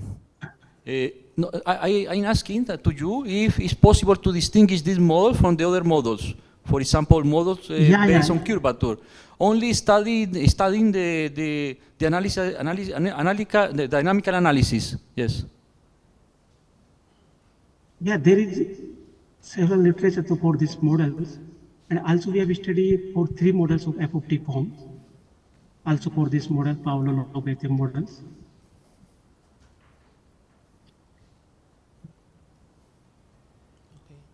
Yeah, its model comes from the f of R-gravity.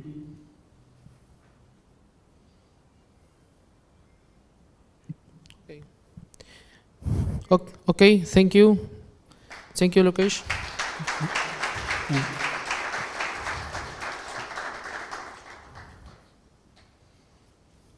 Okay, now we have the coffee break. No?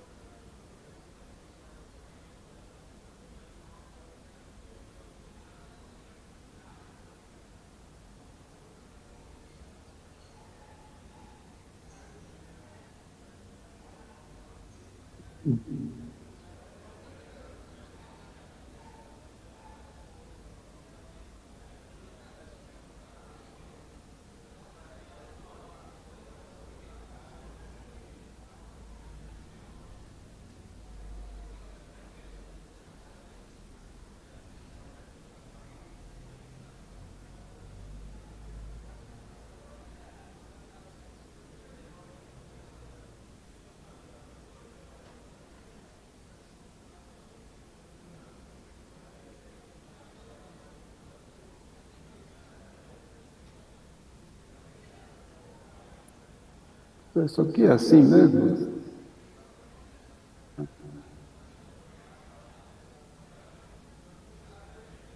Apareceu dois Deus, apareceu um aqui, outro aqui. Não, sumiu o outro. Isso aí acho que é a sala.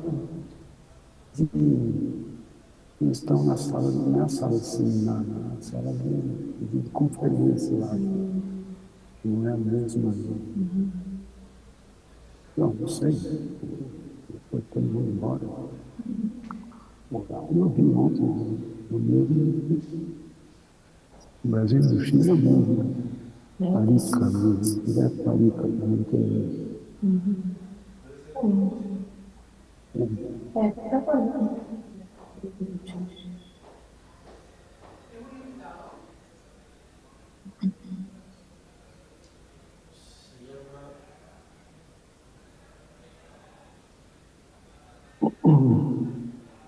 José Gerardo Pereira.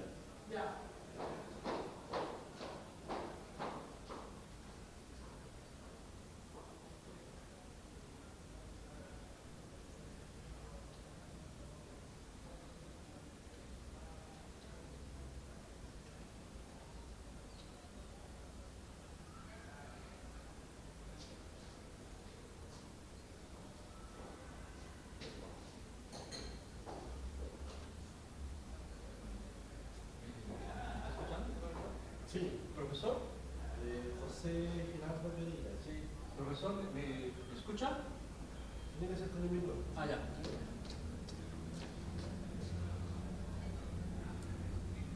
Profesor, ¿me escucha? Sim, estou vendo. Sim? Tá. Tudo bem? Como está você? Sim, está tudo bem. Ah, certo aqui. tá. Que bom. A gente está, assim, um pouquinho atrasado, não? São uns minutinhos. Sim, tudo bem. Tudo bem? Eu tenho tempo. Sim, agora o pessoal está no coffee break. Eu entendo que, sim, você vai agora depois do coffee break. Não tenho tempo hoje em dia. Tá? Sim. Está tudo bem aí? O workshop está indo bem? Sim, está tudo bem, está saindo tudo bem. Ontem a gente começou, fizemos o opening, também o pessoal tudo veio, não?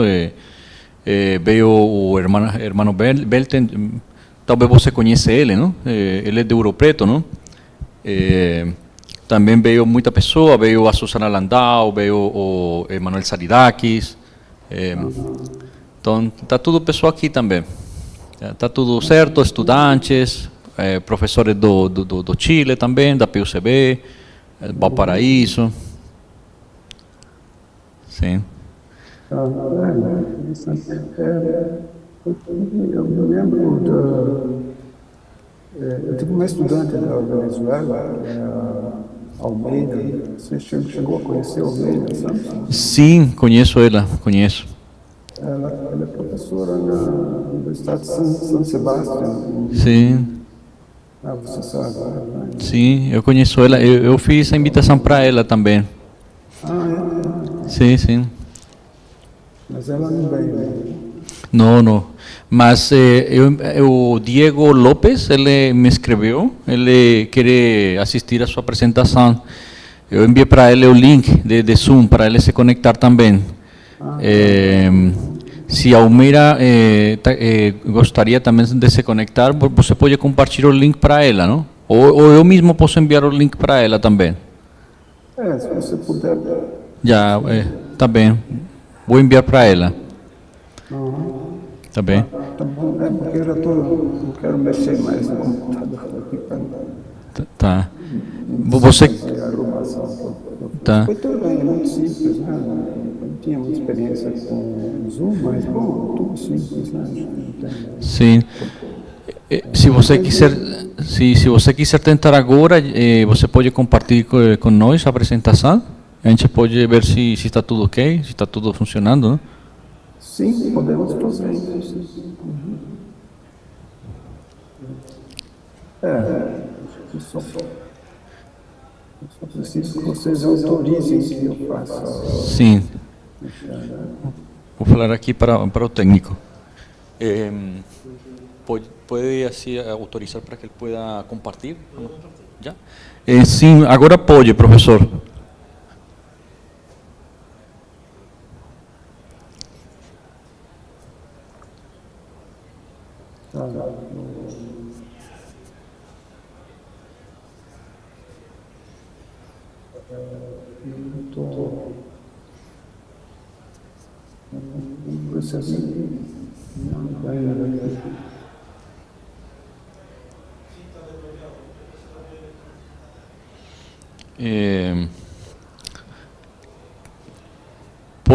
Pode compartilhar, professor. Está habilitado para compartilhar. Eu não estou encontrando aqui. Tá. Tem quase na parte de embaixo, tem para compartilhar, quase embaixo no meio. Eu não estou acessando essa. Tá. Eu acho que vou ter que sair e entrar de novo. Tá bem. Outra vez, e aí eu começo.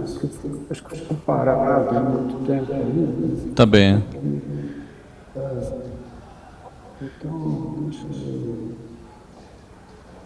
eu sair do Zoom aqui para novamente. Vou clicar no link novamente.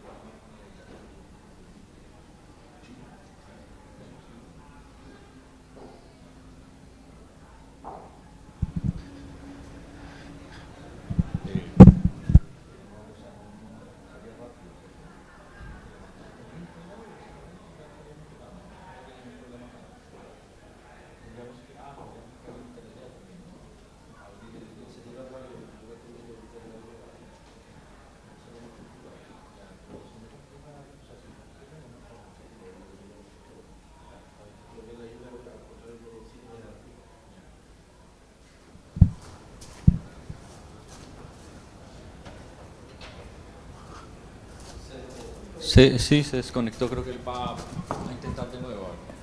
Claro.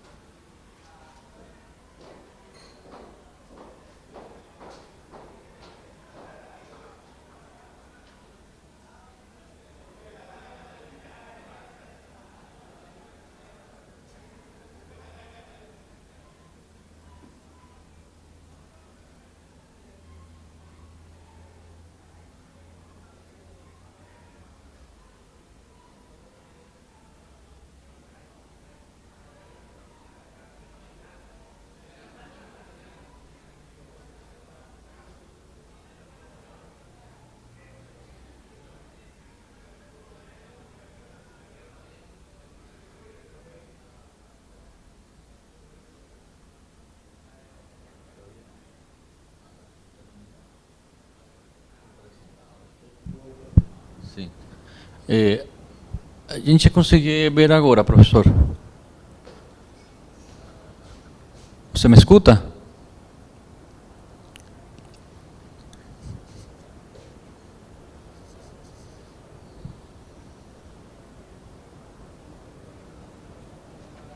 Professor? Me escuta?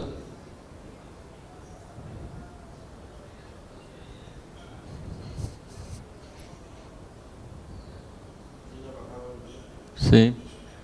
Professor? ¿Hay forma de escribirle ahí? ¿De pronto? Sí, del mismo se enoja. Ah.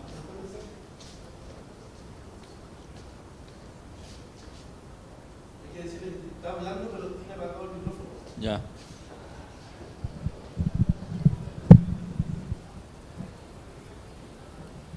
Y uno no lo puede habilitar de acá, ¿no? Él mismo tiene que habilitarlo. Sí.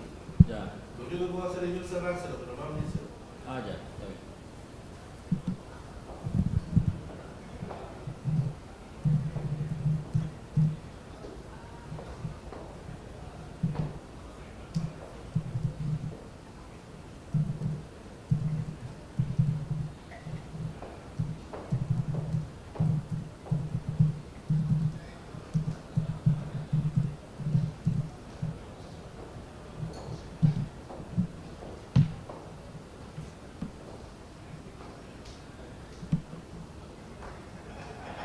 Está ouvindo agora? Professor? Sim. Me escuta? Sim, sim, sim. Já. A gente consegue ver, mas só a metade do slide. Ah, sim. Eu tirei da posição. Tá. Agora sim. Agora tá bom, né? Tá bom. Que eu tirei para restabelecer o som, eu tirei da frente. Já tá. Tá dando para... Tá tudo bem então, professor? Posso chamar o pessoal? Sim, eu acho que sim. Tá bem. Tá bem. Só verificar se tá...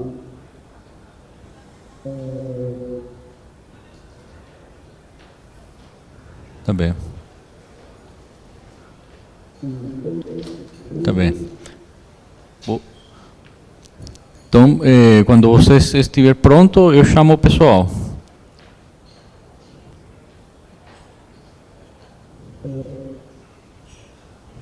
Deixa eu só ver. Pera.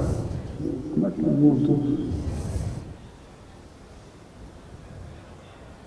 Como é que eu mudo a página?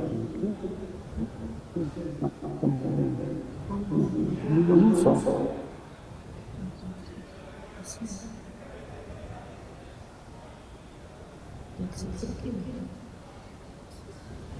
Não, mas tu tá lá.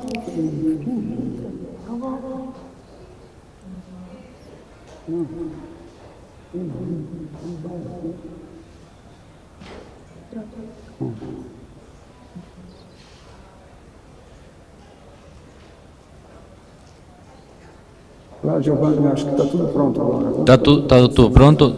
Tá bem, professor. Vou chamar o pessoal então. Tá bem.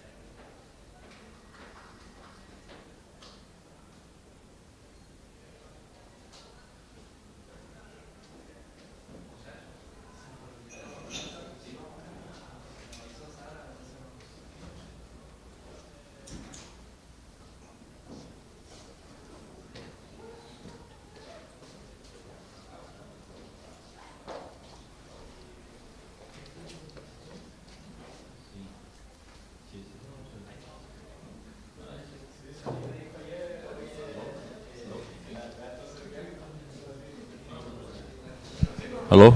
Sim. Oi? Olá.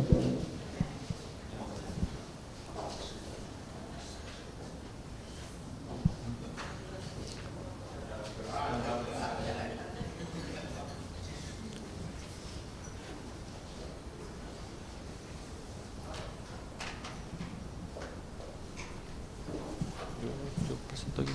Sí, sí, sí.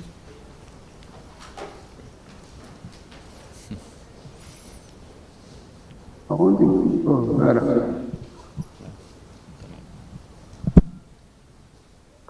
Cadê aquela parte que eu vejo as pessoas? Aqui. Aqui, participantes.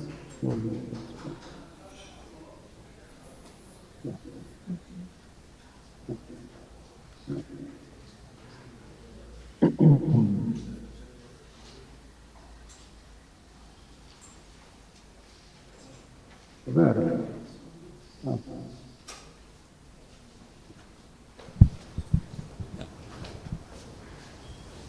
Hello. Now we have Professor José Geraldo Pereira from Universidade Estadual Paulista. Professor, thank you very much for accepting our invitation. We are anxious for hearing you. Okay, thank you very much. Okay. Thank you for you and organizing for the invitation to this workshop. Unfortunately, this time I couldn't travel to Chile, but I think I can transmit some of my ideas online. It's not the same thing, but okay, I think it can be useful. Okay, so good morning to everyone. I went in seminar, as I said in the title, some adventures to space-time physics. I have been working on this theme for several years and had some results.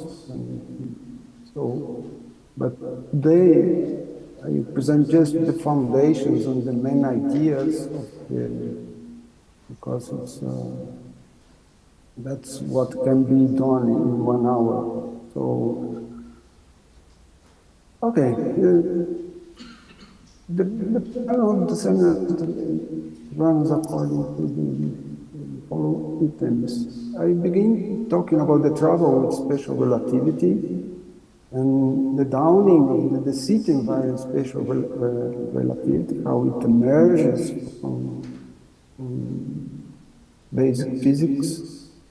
I'll talk about the seat invariant general relativity, because when relativity changes, general relativity must change accordingly. Then I'll talk about the source of a cosmological term in this theory, which is one of the most important part of the seminar.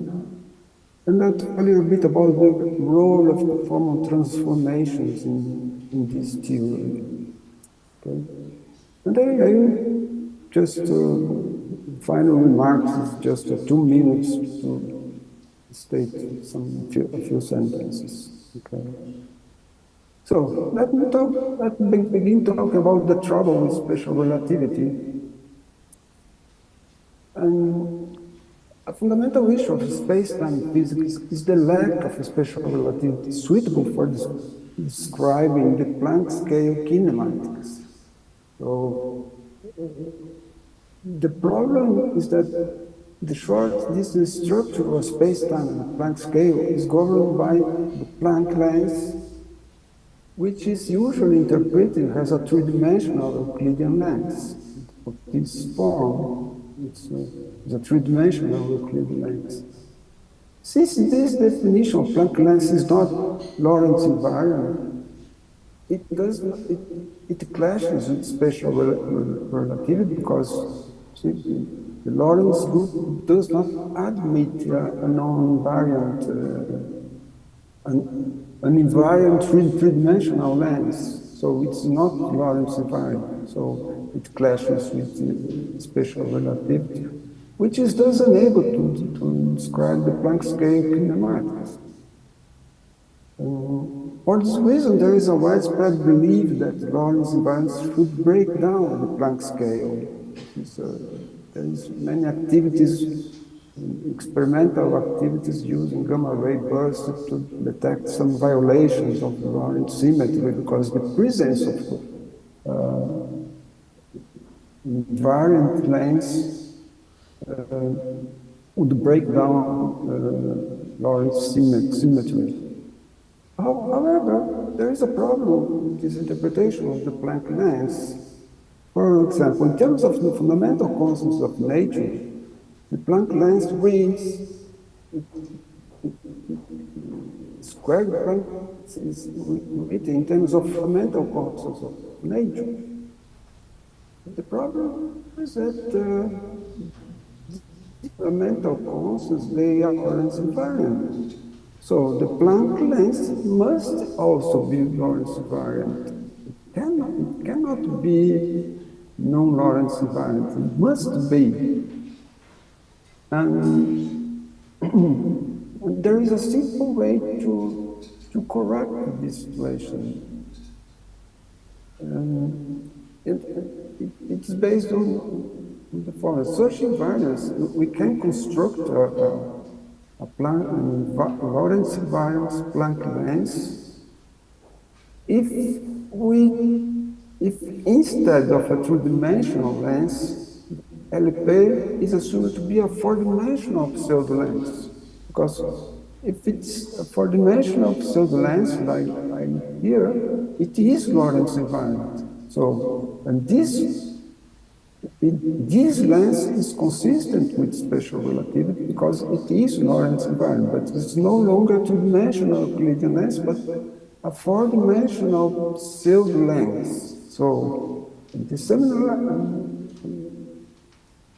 not going to talk about Planck length, but I will assume that Planck length is actual Planck pseudo length. Okay? In this way, it is Lorentz invariant oops, sorry. Okay. So, since the pseudo length is Lorentz invariant, it does not clash with Einstein's special relativity, which is then able to provide a consistent description of the Planck scale kinematics. However, the introduction of the Planck pseudo length constitutes a crucial move. It's not enough for obtaining a Planck scale kinematics. The problem is that there are some issues on the interpretation of the cosmological term that must be addressed. So let me begin by recalling how lambda is defined. So the state space is the solution to the vacuum acid equation in the presence of a positive lambda. This is the equation here. Taking the trace of this equation, it follows that the scalar curvature of the de Sitter spacetime is 4 times lambda.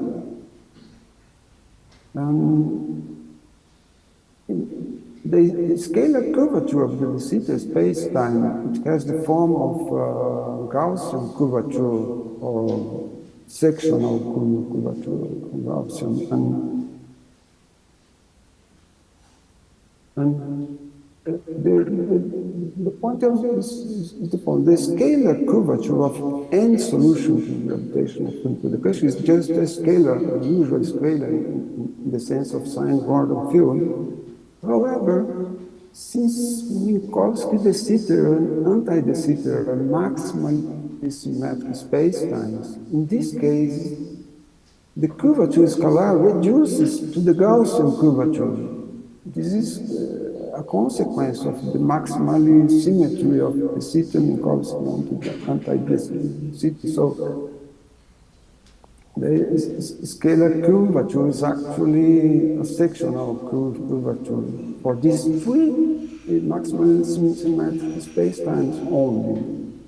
So, in any case, the cosmological constant, it emerges from this equation as a Gaussian curvature or sectional curvature. So lambda is the sectional curvature of the Sitter space-time. Okay? This is the most fundamental definition of lambda. Okay? So let me show now how the city environment especially emerges from these contexts.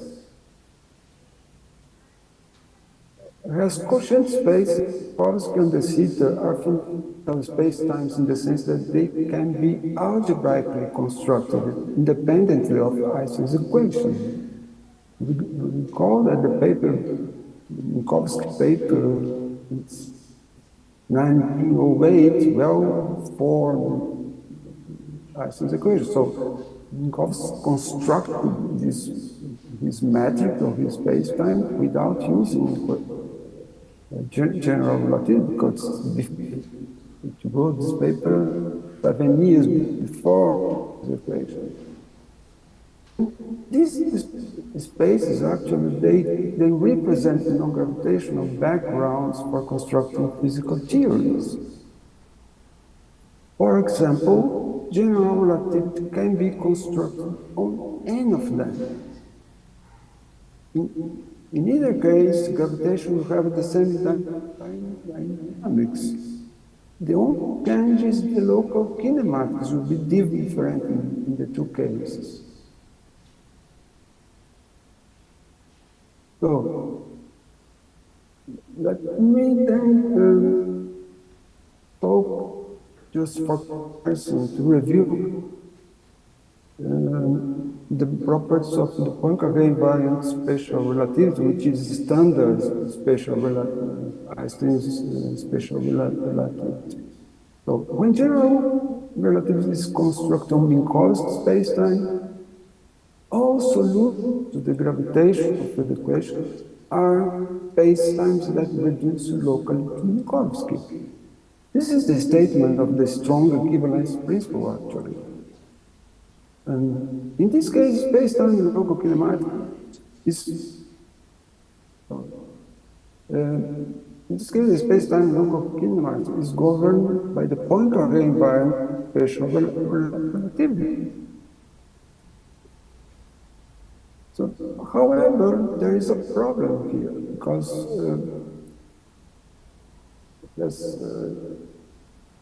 recent cosmological observations in the last decades have shown the universe expansion is accelerating. Since general relativity does not have a solution for a universe with accelerated expansion, it's necessary to incorporate external elements into the theory to drive the observed accelerated expansion. The usual procedure consists of adding positive cosmological constant lambda to the left-hand side of Einstein's equation. However, since the background Minkowski spacetime is flat, it has vanishing sectional curvature.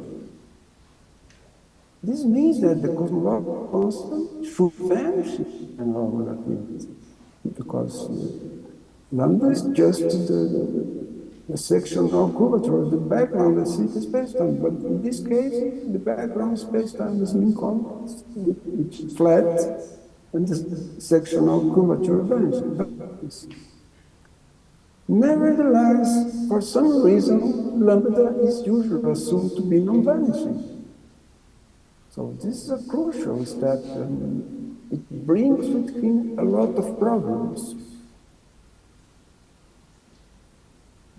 The first problem is that in general relativity, lambda does not represent the sectional curvature of the background spacetime. This is very strange, because if it does not represent the curvature of the background spacetime, what does it represent? No one knows, because this constant is usually interpreted simply as a constant of nature, but and that nothing else is said. So, but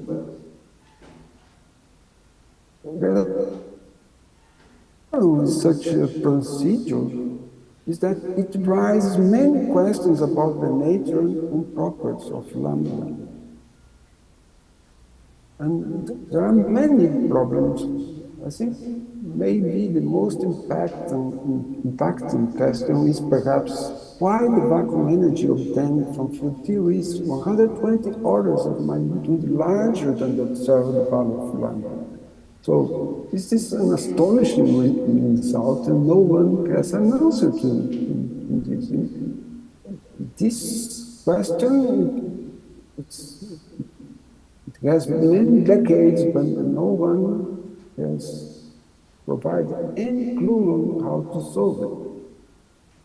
So this is just one of the questions. There are many other questions, and altogether these questions are known today as a cosmological constant problem, sometimes considered the biggest crisis in modern theoretical physics, as can be seen in the recent book by Daniel Baum on cosmology.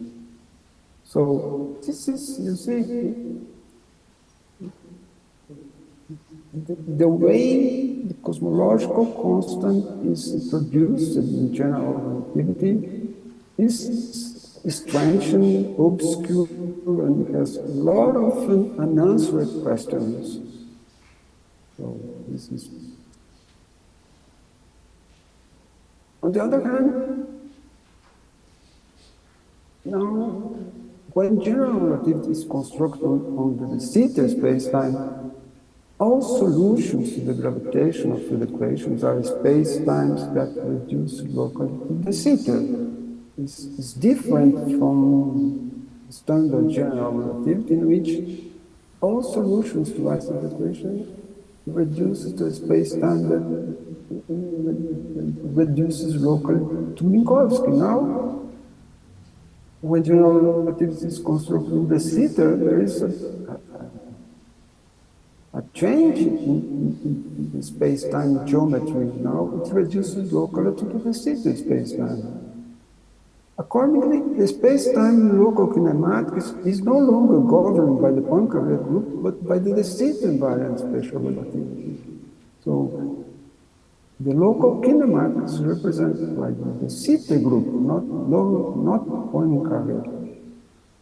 In this case, the cosmological term lambda is non-vanishing and represents the sectional curvature of the background de Sitter space-time. So it's a sound result. You see, everything fits quite normally to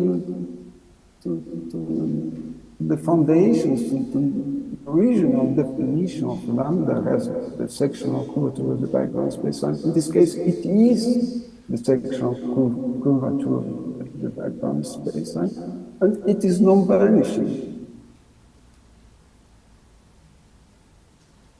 So the Planck scale kinematics, using these results, as you can say that the Planck scale kinematics in the presence of lambda can thus be obtained by replacing the three-dimensional Planck length with the four-dimensional Planck cellular length, and replacing the Poincare invariant special relativity with the de Sitter invariant special relativity. So this theory we obtain, it provides a consistent description of the Planck scale kinematics. Okay? So, in my slide, I will discuss the consequences of assuming this notion of lambda, which is different from the notion which appears in standard general relativity. So I just explore the consequences of this. Okay? So, if special relativity changes, it's no longer the Poincare invariant special relativity, the Einstein special relativity. So when we replace Einstein special relativity, that the Sitter invariant special relativity, all relativistic theories undergo concomitant changes. In particular, general relativity changes to the Sitter invariant general relativity. And the corresponding field equations are referred to as the de Sitter invariant Isons equations. Here, just a brief note that spaces-time that do not reduce locally to Minkowski have been known for a long time. It's not new. And they come under the name of Cartan geometry. So, in the de Sitter invariance approach to gravitation, which is based in the de Sitter invariant spatial relativity, the space-time geometry is no longer Silbermanian, but represented by a Cartan geometry. So this represents a small difficulty because we must learn again how to make computations in a Cartan geometry. It's a little bit different from using the Silbermanian geometry. But it's very simple, actually. The difference are very small. But I will discuss some of these differences because it's crucial for understanding the results. But never recall, just for comparison with the de Sitter invariant case, in standard general relativity, all solutions to the gravitational field equations are spacetimes that reduce locally to Minkowski. So it so happens that any 2 points of Minkowski are connected by a translation. This is a property of Minkowski's time. Any 2 points can go from one point to any other point of Minkowski just performing a translation. So when they say that Minkowski is transitive under translations, therefore, a diffeomorphism in locally Minkowski spacetime must represent a local translation, because diffeomorphisms are local transformations which should comply with the transitive property of spacetime.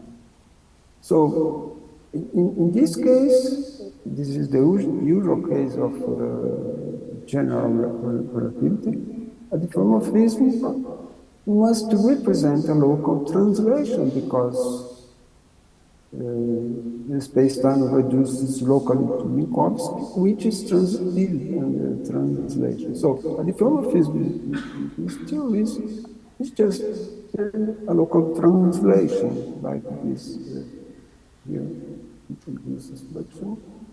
P is the derivative, which is the generator of translation. Epsilon is the transformation parameter. Okay? Now, from Lander's theorem, the invariance of the matter action under the diffeomorphism, this local translation diffeomorphism, yields the conservation of the energy momentum tensor.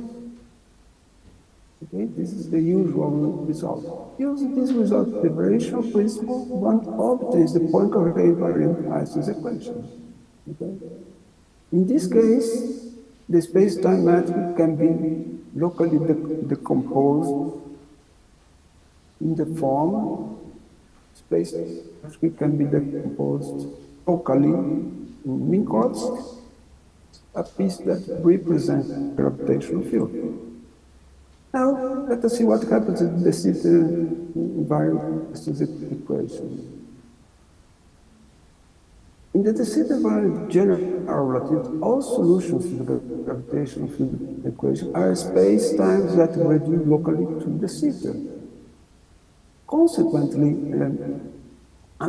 it happens that different from in which every 2 points of Minkowski are connected by a translation, and 2 points of de Sitter connected by the translation for conformal transformation. You see, the transitivity of de Sitter is entirely different. The transitivity of Minkowski. This simple property is responsible for drastic changes in the physics of this theory.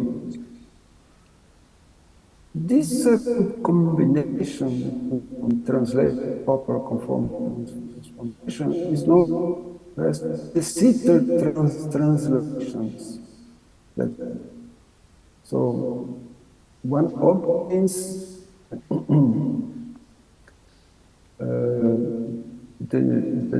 the SIP group is obtained from Poincaré simply by replacing ordinary translation by the sitter translation. So when they say that the sitter time is transitive and the sitter translation, thus a diffeomorphism in locally de Sitter space-time must represent a local de Sitter translation, because a local transformation, diffeomorphism, must comply with local transitivity of the space-time. So it must represent a local translation whose generator is P of a combination of translations and conformal transformation. Now, you see, in Cartan geometry, the definition of diffeomorphism is a little bit different from the usual standard general relativity. This is a consequence of the Cartan geometry, which is the case here. Now comes a crucial point. For Mendel's theorem, the invariance of the matter action under the diffeomorphism, that space-time would reduce locally to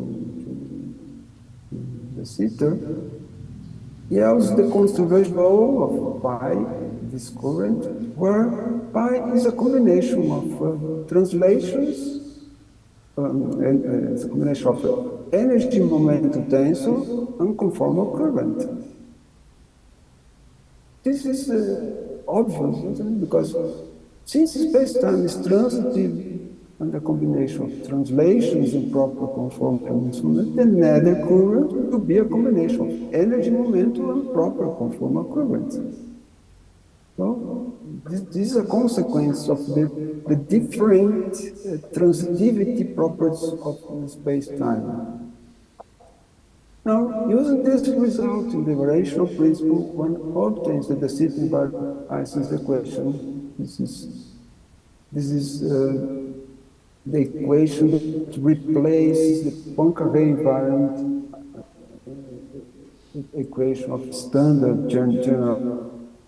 And you see the source appearing on the right-hand side of Ison's equation is no longer the energy momentum tensor, but it's a combination of energy momentum plus conformal current. Now, which is conserved now is not energy momentum, but a combination of energy momentum and conformal current. It's a very important difference in relation to standard general relativity.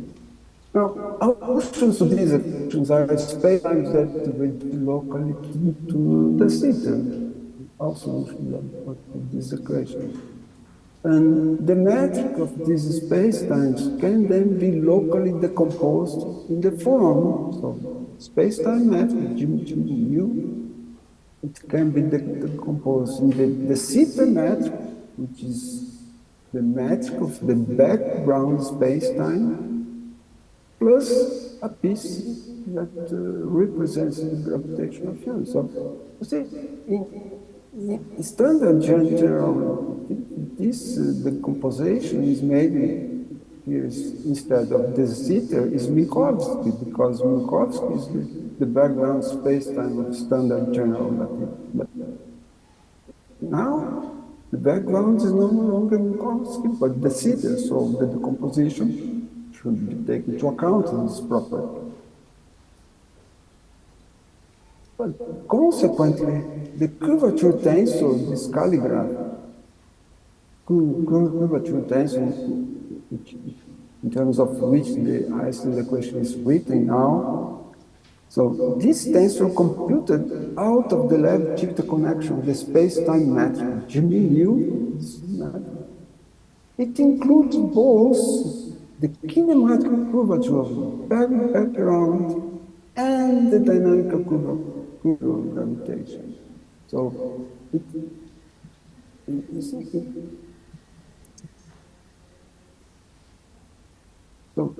this curvature tensor, it's a composition of two different curvatures. The curvature of the background, the city space, and the curvature of the dynamical gravitational field.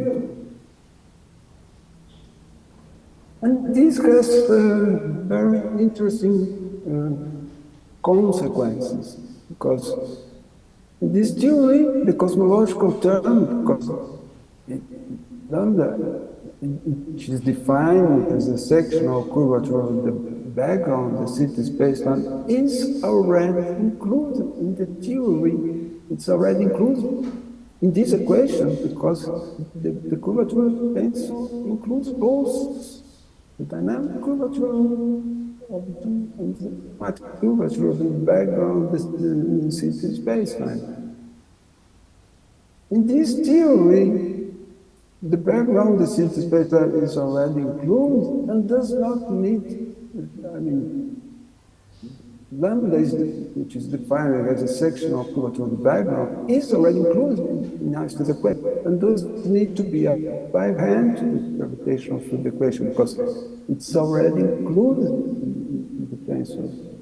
So, in this case, lambda does not need explicitly appear in the gravitational field equation,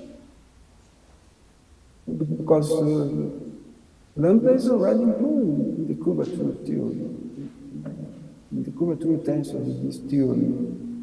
As a consequence, the contractive form of the Bianchi identity does not restrict lambda to be constant. So, in this theory, lambda does not, it's not constant. It can evolve along cosmic time, or even can change in space and time. So this is a distinctive property, the city invariant general relativity, which enables an entirely new approach to gravitational cosmology. So this is a fundamental difference of this theory concerning standard general relativity. And it's interesting because 1 or 2 months ago, I've seen a result published by an experimental group that they discovered that a few billion years after the Big Bang, they observed that dark energy is decreasing. It's not constant. So if this comes to be confirmed, theory is prepared to tackle this, because in this theory, dark energy is no longer constant. It's the same thing. And so this is a crucial. And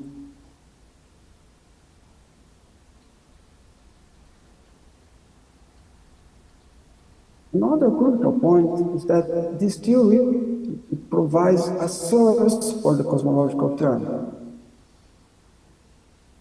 This can be found in the following steps. Using stereographic coordinates for the background, the city space-time, which appears explicitly in the matrix, the city invariant isotope will be written in this form. So this is, we use the Einstein tensor of general relativity, and this hat Einstein tensor is the Einstein tensor of the background, the city space-time. But now we can see that the energy momentum tensor, which is part of the source now, it remains as a source of the gravitational field, represented here by the Einstein tensor. And the conformal current appears as the source of the background space-time. So this theory, this equation, it has two parts. A dynamic part, which is the usual, which is the same as the standard general relativity. The mu appears as a source of gravitation, but now we have an additional piece of the conservative current that shows up at the source, the background, the space-time. Or in other words, the conformal current is the source of lambda, is the source of dark energy in this theory. This can be seen just if you take the trace of this equation, take the trace from both sides. The left-hand side is the scalar curvature of gravitation. This is lambda, which is just the trace of the Einstein tensor with the theta space-time. And here, the equation, you can see that energy momentum tensor is the source of the curvature of space-time, but this curvature, it represents the gravitational field, and the trace of the conformal current appears as the source of lambda. So this theory, it provides a source for cosmological time. So you see that this notion of lambda is entirely different from standard general relativity. It's completely obscure. Now everything is quite clear here. So not only it provides a source, this means that given the matter content of the present-day universe, it's possible to use this equation. This is possible. So it provides a source, and it is able to provide the order of magnitude of the present-day lambda. Okay, so this is there is another point which I decided to include here because I think it's quite elucidative. As an attempt to circumvent the difficulties related to the inclusion of lambda into the left-hand side of the equation, as discussed in the beginning of this, one can suppose the existence of perfect fluid permeating the whole universe, whose energy momentum tensor is the source of lambda. This is a different way of introducing lambda in general relativity. However, to produce a repulsive effect, the fluid must satisfy an exotic equation of Stern not seen in any existing fluid. There is this is actually an additional difficulty of the theory because this is an unphysical equation of state in the sense that we don't know any fluid that has something similar to that. And there is an additional problem. The problem is whatever source of energy moment current couple gravitational to matter. This is the case of standard general. However, since lambda is not gravitation, it cannot couple gravitationally to matter. It must couple with a conformal coupling constant, not the gravitational coupling constant. So the energy momentum tensor cannot represent lambda. But on the other hand, the proper conformal current, it can be the source of dark energy, and you can see that by making the following analysis. Let us recall that the trace of the energy momentum tensor of perfect fluid is This is epsilon minus 3 Pm, which is the pressure, which satisfies an equation of state of this form. But this is the tensor, it describes an attractive interaction because it's of gravitation. So in order to change the sign of this term, one has to choose double V like as a -1, or -1, to change the sign of this term, which becomes then a repulsive interaction. On the other hand, the trace of the proper conformal is by magic. The trace it is different from the trace of the energy momentum. It differs by design. So the trace of the conformal current is it now has the correct sign to represent a repulsive interaction. So in this, if you consider the source of lambda proper conformal current, everything works perfectly because the trace has already the correct sign, and no result fluid is necessary because the proper conformal current gives rise to repulsive interaction independently of the equation of state satisfied by the fluid. This sign here is independent of the equation of the equation of states satisfied by this fluid. So in this theory, even ordinary matter can be source of gravitation. Actually, ordinary matter is source of both gravitation and lambda. Okay, and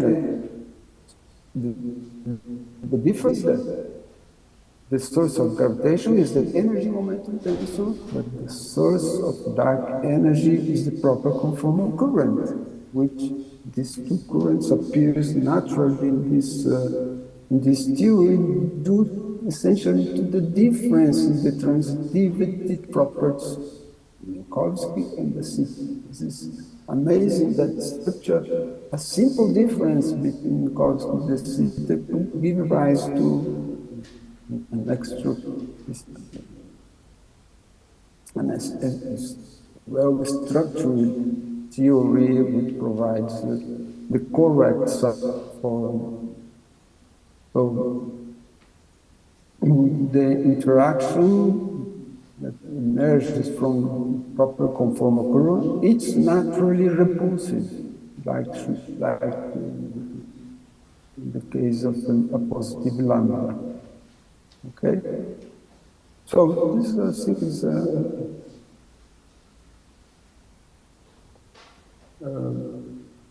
important point of the theory, and that's the reason I decided to. So let me just say for finishing a few words about the conformal transformations. Local conformal symmetry is a broken symmetry of nature, which is to become an symmetry blank scale. However, as a Poincare environment Einstein special relativity does not include local conformal transformations in the space-time kinema, it's unclear how it could become relevant at the Planck scale, because the Poincare group does not include conformal transformation, so it's not possible to probe the role of the conformal transformation at the Planck scale.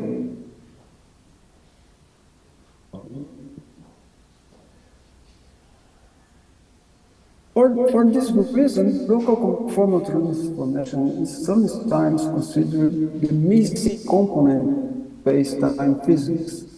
There is a paper by Toftin, 2015, which was awarded the first prize of the Gravity Research and Foundation in the United States. So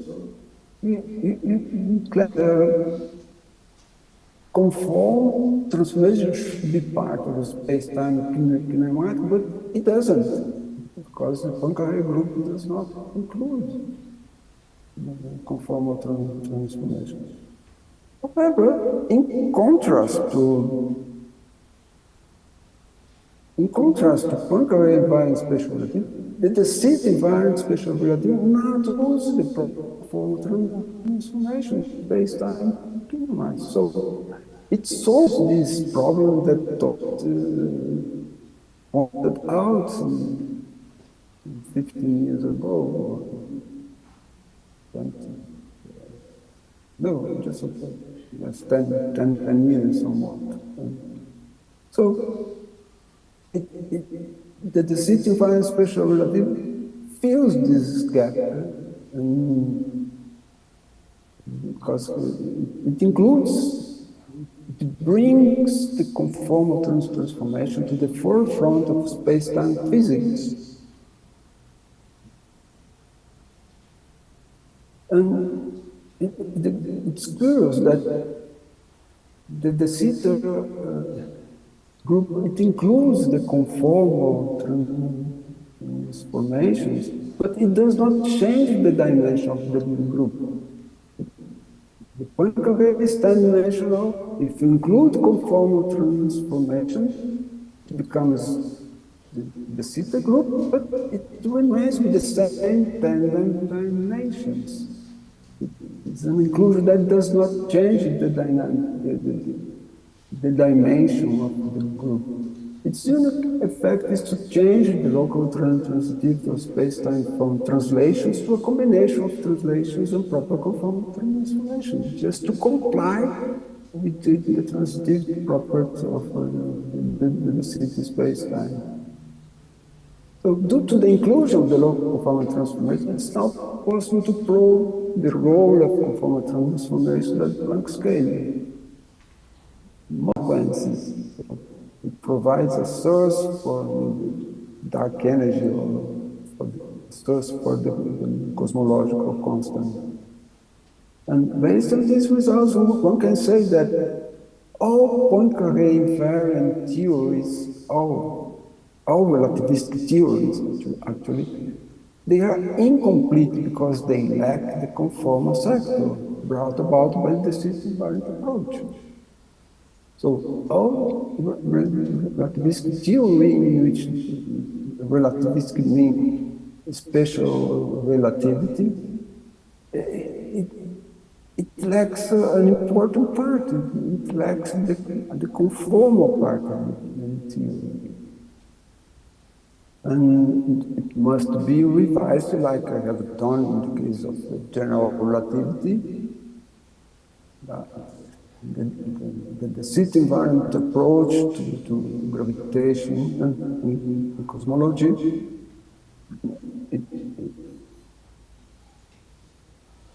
it already includes the conformal transformation.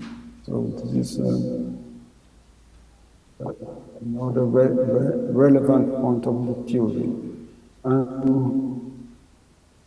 Just to finish, yes, let me say that it's important that this new theory, which is the de Sitter invariant general relativity, it does not replace the usual general relativity.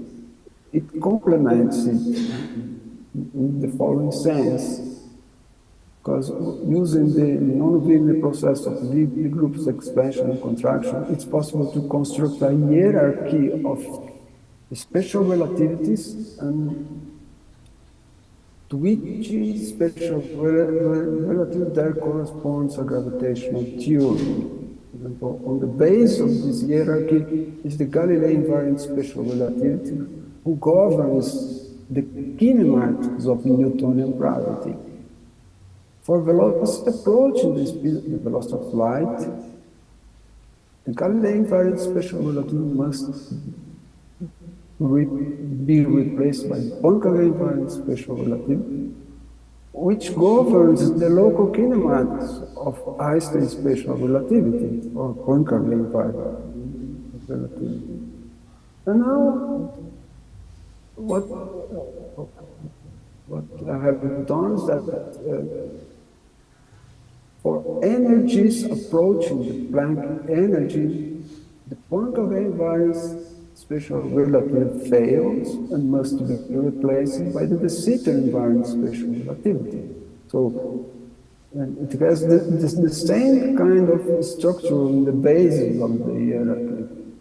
And of course, to this theory, this special relativity, this de Sitter invariant special relativity, it governs the kinematic, the local kinematics of the de Sitter invariant general relativity. So, and this is an elegant structure which is based on the process of group expansion and group contraction. For example, if you take the de Sitter invariant general relativity and takes the contraction limit of L, this is de Sitter cylinder radius, or lambda going to 0 or L going to infinity, the de Sitter invariant general relativity becomes the usual Poincare invariant general relativity. And under the additional contraction limit, the speed of light going to infinity, the Poincare invariant general relativity contracts to the Galilei invariant Hamiltonian. So it's not a replacement of general relativity, but it provides the new physics which for energies next to the Planck energy. As I have discussed in the beginning of the seminar, the Poincare invariant special relativity fail at this limit and has to be used the Sitter invariant approach. Okay, so just 1 minute more. I'm sorry, give final remarks. There is a growing feeling today that solving the current problems of quantum gravity and cosmology will require new physics. By construction, the de Sitter invariant approach to gravitation and cosmology gives rise to deviations concerning the Poincare invariant approach precisely for energies comparable to the Planck energy and the large scale of the universe. According to the de Sitter invariant approach, offers kind of new physics which could be used to tackle these two problems, quantum gravity and the current problems of cosmology. So maybe that eventually it could help to solve these two problems, which are the main problems of theoretical physics today. And just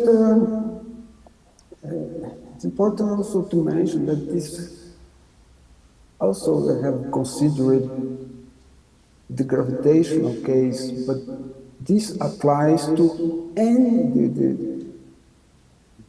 the Sitter invariant approach. It can be applied also in non-gravitational theories. A prominent example is, for example, quantum mechanics. As I said, any relativistic theories lacks the conformal sector, and in particular, quantum mechanics also lacks the conformal sector. So if you remember the EPR, Einstein-Podolsky-Rosen paradox, Einstein said that quantum mechanics is either incomplete or wrong. So maybe now, from the point of view of the de Sitter invariant approach, we can say exactly what means by incomplete. Quantum mechanics lacks the conformal sector. Of course, if this solves the paradox, is completely open, open problem, but at least the city environment could give some toward the solution. We don't know. This is a research yet to be done. Okay, that's all. Thank you very much for your attention.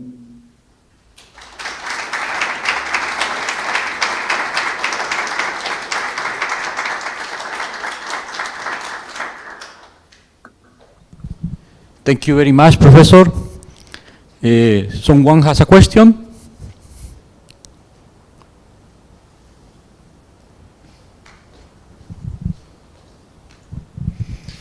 Hello. Thank you for the presentation. Can you hear me? Yes. Okay, great. I was wondering, since the background theory has a different symmetry, but the symmetry group is fixed, then the gravitational theory, you know, relativity over this de Sitter invariance could have different predictions that could be observable? Yes, of course, because see, if you change the special relativity, all theory will undergo concomitant changes, and so there are many relativistic experiments that should, I mean, one has to revise all the Poincare environment general relativity. So, but I have made some applications. For example, I have obtained in a recent paper the Schwarzschild solution to the de Sitter invariant Einstein's equation. So it gives entirely new notion of black hole, because now you see the field equation, there is a source for gravitation and a source for dark energy. So a black hole now is in a sense similar to the Schwarzschild de Sitter solution, which has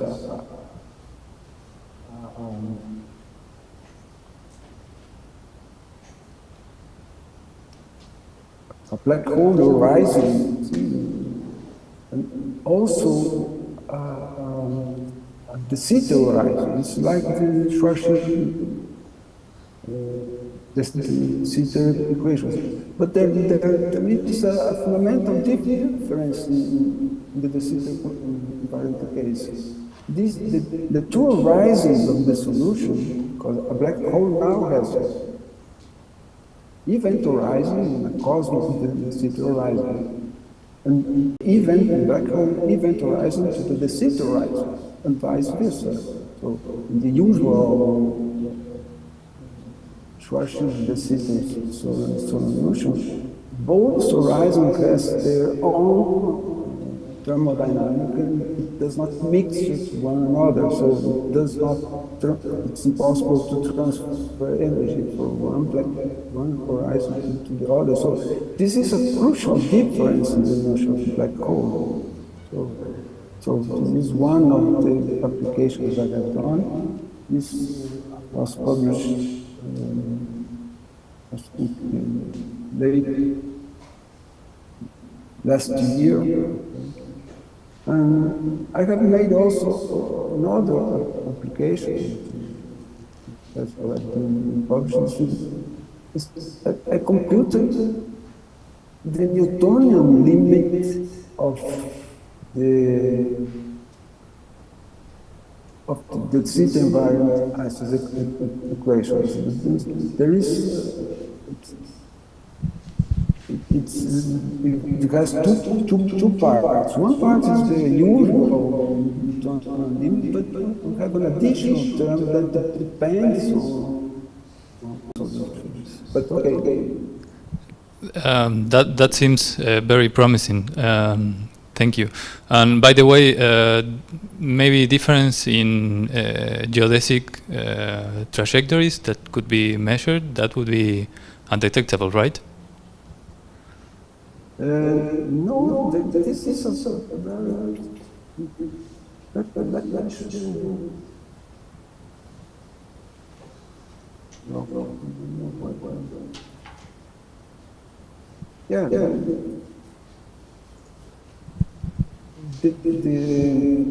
The geodesic, the city space-time, you can find it. Okay. That's me. Are not going to see the geodesics.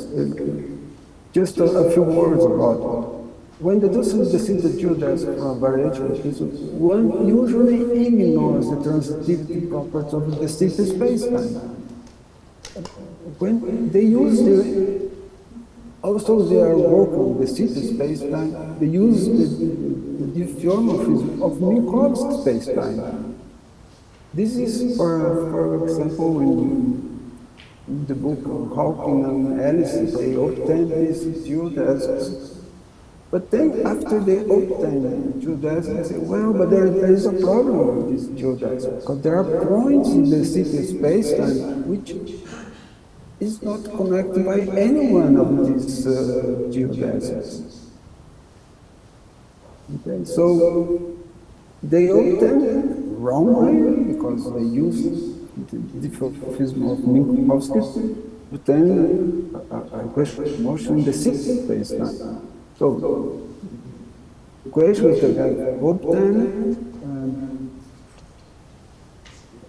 isn't the true geodesic of the city space, because there are some points of the city which is not connected to any one of these geodesics. If you use the correct notion of diffeomorphism in the variational principle, you obtain a new field of geodesic able to connect any 2 points of city. Okay? This was part of the thesis of Almeida some time ago, with Chile, eventually songs about part of their PhD thesis. And so that's the problems of geodesics pointed out by Hawkins and Dale. So, yes, there are many differences to theories.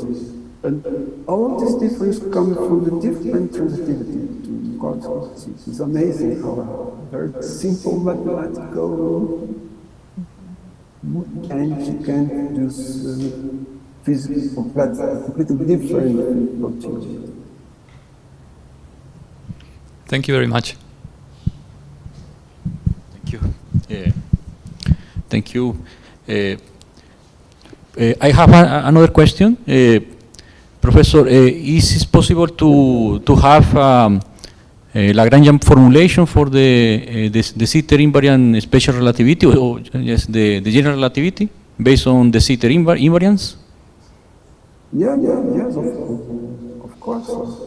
Just presented a schematic way of how to put them, but the Sitter invariant can be from Lagrangian.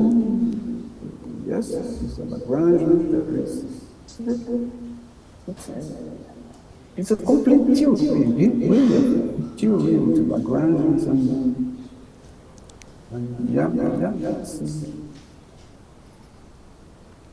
Okay. It's possible. Yeah. Okay. Also, I understanding we have two fundamental scales: the speed of the light, and also a length and fundamental length scale.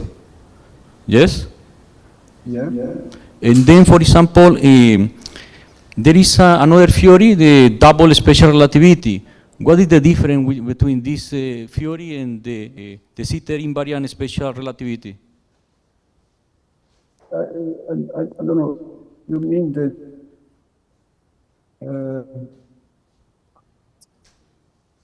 there is, well, I don't know exactly what you are meaning, which kind of, there are some different, there is one that by Lino Capia, Magejo, and Yes. yes, they have chosen a different property because since they interpret the Planck as this is the so-called double special relativity. Okay, so in approach, since this length, a three-dimensional length, which is infinite, since this length is not allowed by special relativities, they add by hand to the special relation of special relativity. They have some higher order powers of the formal the special relation of special relativity. It includes squared momentum. He includes certain power of the moment so that they violate the Lorentz invariance of the theory. So they say that at Planck, Lorentz symmetry is violated, which is different from this my approach. Even in Planck scale, Lorentz remains a symmetry. They violate the symmetry in order to allow the existence of Planck length, which is not in local Lorentz invariance. So they violate Lorentz symmetry to admit the presence of a Planck length, which is not Lorentz invariant according to their interpretation. So it's the opposite of what I have done. In my case, Lorentz symmetry remains a symmetry at all gene scale, including Planck scale. And in their case, the Lorentz symmetry violated the scale. So a completely different approach. Okay. Thank you very much, Professor. Yes. Okay. Thank you.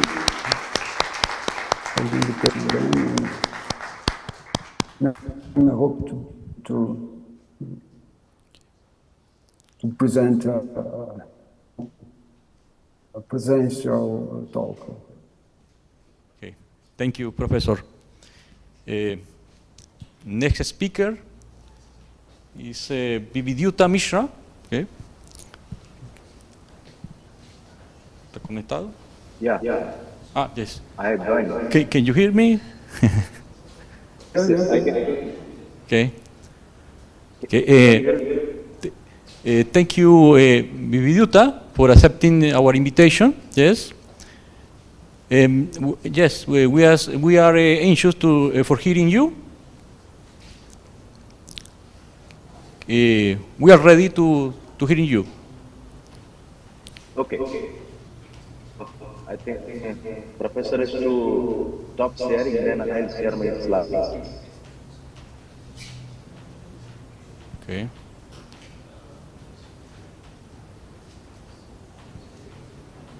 Okay. Okay.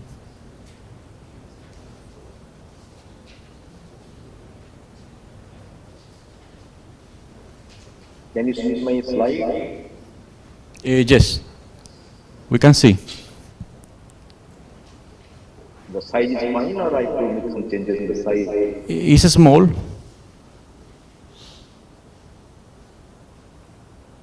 Oh. Yes, now it's okay. Yes, now it's okay. Okay.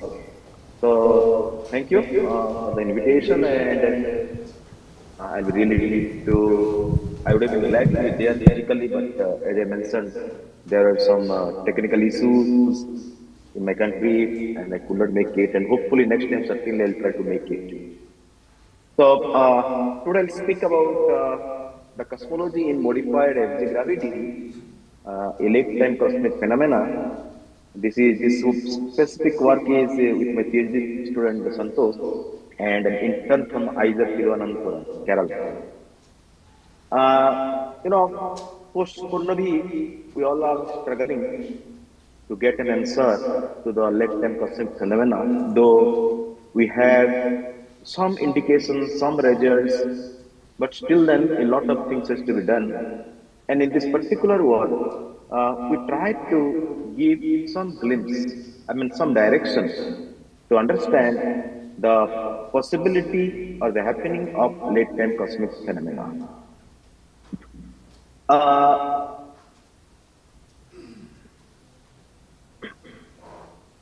Yeah. So I'll go step by step.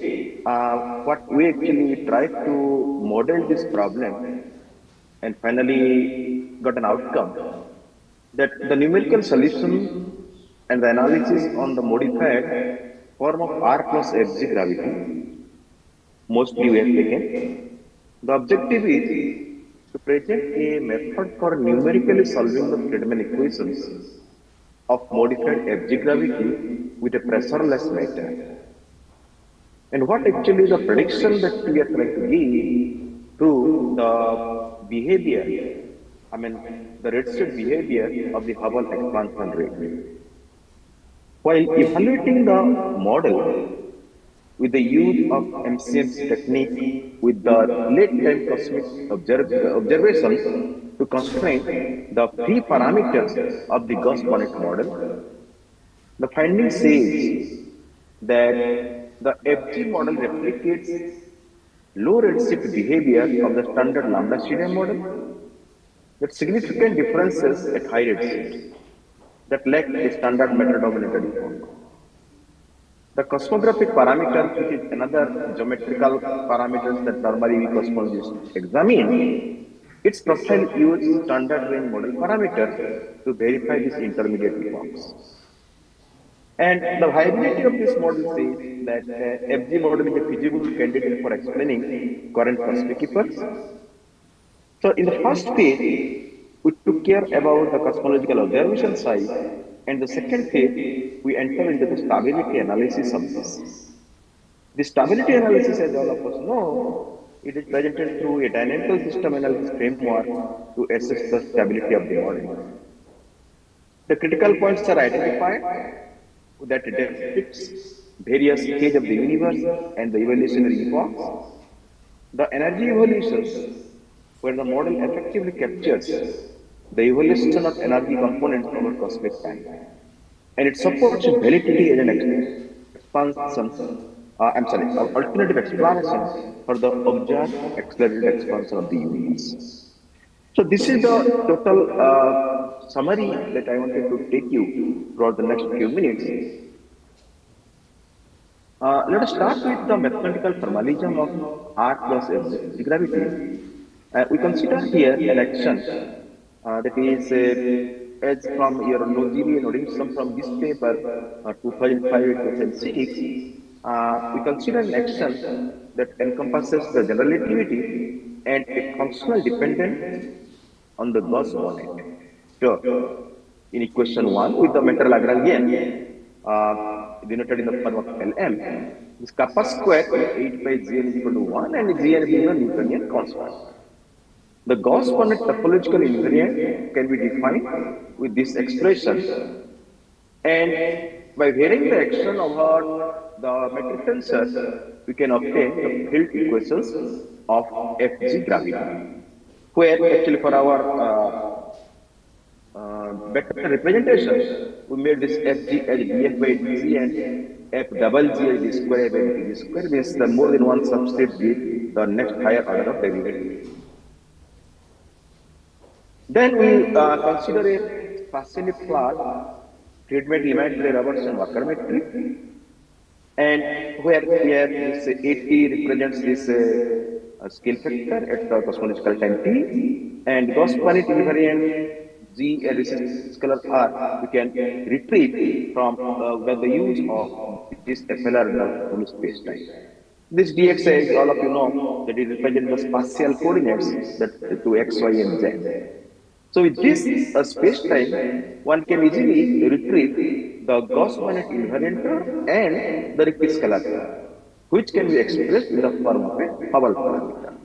Now, the same field equation that we got in the previous equation 3, now the field equation can be obtained with for this FLRW metric in these two forms, equation 6 and equation 7, where equation 6 that represents the density equation and equation 7 is the pressure equation. The subscript says rho m, rho r, and rho d.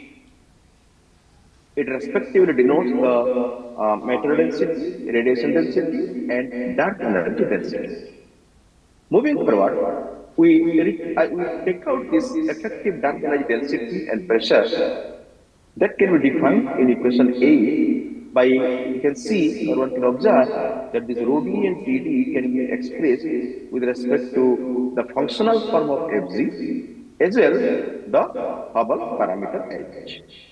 Now, without making any interactions between the non-relativistic matter and radiation, these components independently follow their respective conservation laws. That is this rho dot m, where the overdot represents the derivative with respect to the cosmic time, plus 3 rho m equal to 0. And for this radiation part, it is the rho r dot plus 4h rho r equal to 0.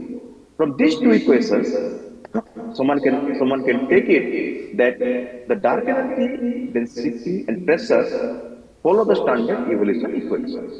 That is equation 9, rho dot d plus 3h rho d plus pt equal to 0.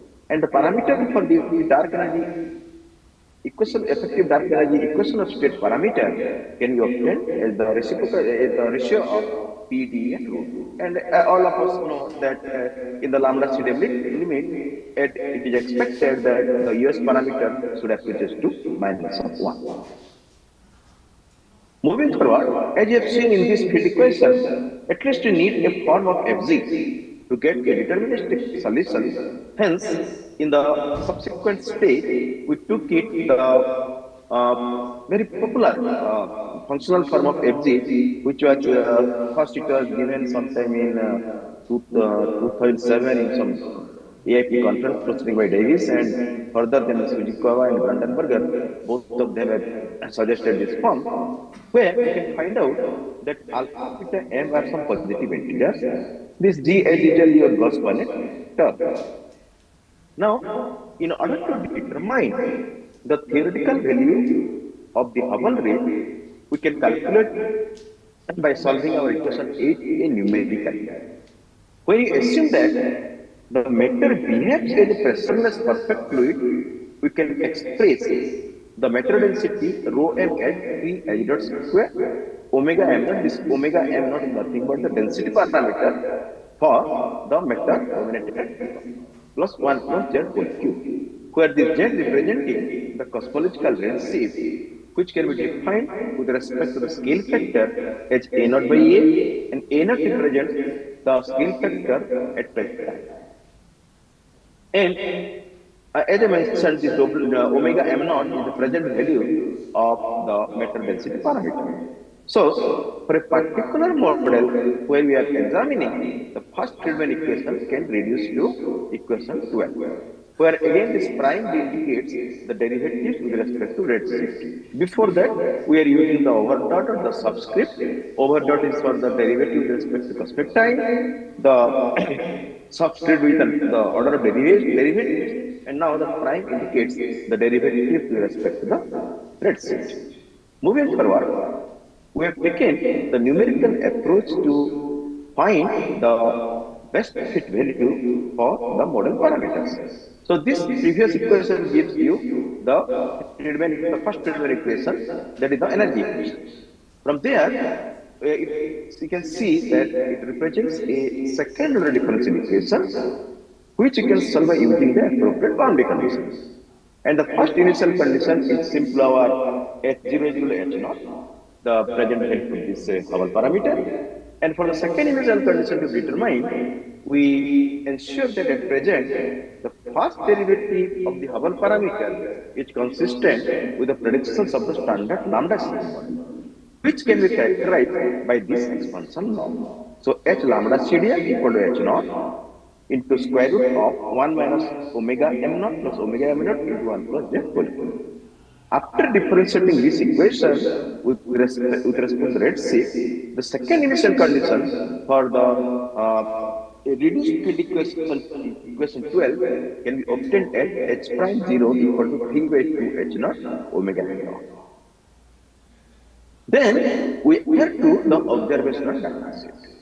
First, we describe a little bit about the different cosmological data set that we took, the cosmic chronometer, and under this, the Hubble parameter can be estimated at certain redshift using this formula, Hz is equal to a dot by a, which is equal to minus 1 plus z dz by dt, approximately equal to del z by into minus 1 by 1 plus z. Again, this is the derivative of A represents in the form of A over dot. This del Z and del T are the differences redshift and time between the two objects. This value of del Z can be determined by a spectroscopic survey, while the differential edges del T of passively evolving galaxies can be used to estimate the value of Hz. So compiling such observations can be regarded as a CC sample. And we use the 32 objects spanning the redshift range. Z is from 0.07 to 1.965. This is the prescription by Moresco in 2022. The next cosmological data set that we define or describe the Pantheon plus, and we also take into account that the Pantheon plus supernovae 1A data set includes 1701 measurements of the relative luminosity distance of supernovae 1A spanning the redshift range of 0.00122 to 2.263. That is the prescription from Brown, which is published in this astrophysical journal. The Pantheon plus compilation consists of distance moduli derived from 1701 light curve of 1550 spectroscopically confirm a supernovae 1A within the redshift range of this 0.00122 to 2.2613. And it is collected from 18 different sources. Now it is important to mention here that the 77 of this 1701 light curve are associated with the galaxies that containing Cepheid. The Pantheon plus data set is advantageous in the sense that it can be also used to limit the value of H0 besides the model parameter. So, to estimate the model parameter from the Pantheon plus samples, we make the chi-square function. This is contour plot we used for the Pantheon plus data set and the CC sample. One can see here that the one sigma error the parameter H0, alpha, beta, and gamma. So the Pantheon plus dataset contains distance moduli estimated from 1701 light curves of 1550 spectroscopically confirmed type 1 supernovae with this shift range that is acquired from 18 distinct surveys. So you can find out the range of I have bad. So from a different range of the model parameters. So all these are I have tabled here. For the CC sample, you can see the H0 is 60.944 plus 1.210 minus 1.551. Similar from Pantheon plus, it is a bit higher, 72.27 plus minus. Similarly, for this density parameter, for this metro-dominator, 0.355 and 0.42, alpha, beta, and m, all these three are the model parameters. So you can see these are the corresponding value for that. So it is an exploration of the parameters for the MCMC algorithm. And also it displays the best fit values for the model parameters that is derived from the MCMC study by both the datasets. Then the below table, it provides minimum chi-square value for the FG model Again, with both the data sets, with the corresponding their AIC, AICC, and BIC value, and a comparison of AIC, AICC, and BIC difference between the model and the lambda CDM, which we can find out at the last D column. And here also, you can from these two plots, you can see the error plot. This green line is green line is depicting our model.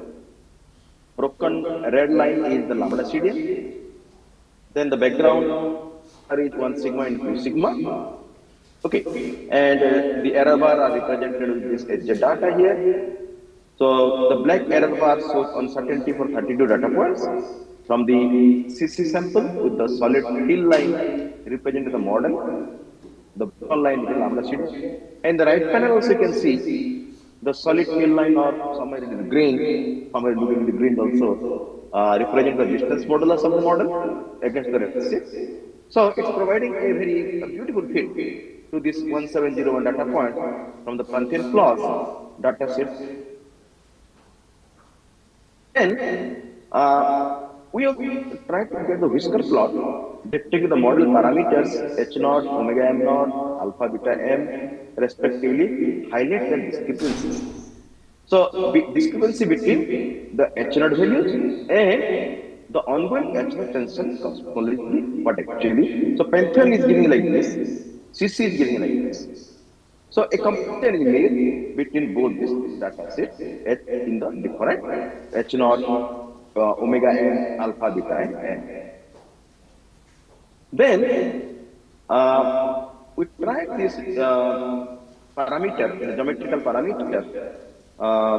First, we started with the distillation parameter. This is the most immediate parameter. Normally, we look into to check the acceleration or deceleration. Here you can see the blue line, the behavior of the distillation parameter, and there is also broken line is also the red line, that is for the lambda CDM. So what you can observe in both the one is from the Hubble data set, the 32 data set and 10 plus data set. So one can observe that the present value of the distillation parameter for Hubble data set is something around minus 0.527, and for Pantheon plus it is minus 0.499. That is within range of this U0, which is actually given sometime back in 2014. The similar also recently are giving this range for the distillation parameter. The resulting model indicates a smooth transition from deceleration to acceleration at the redshift change 0.84 and 0.82 for CC and Pantheon plus respectively.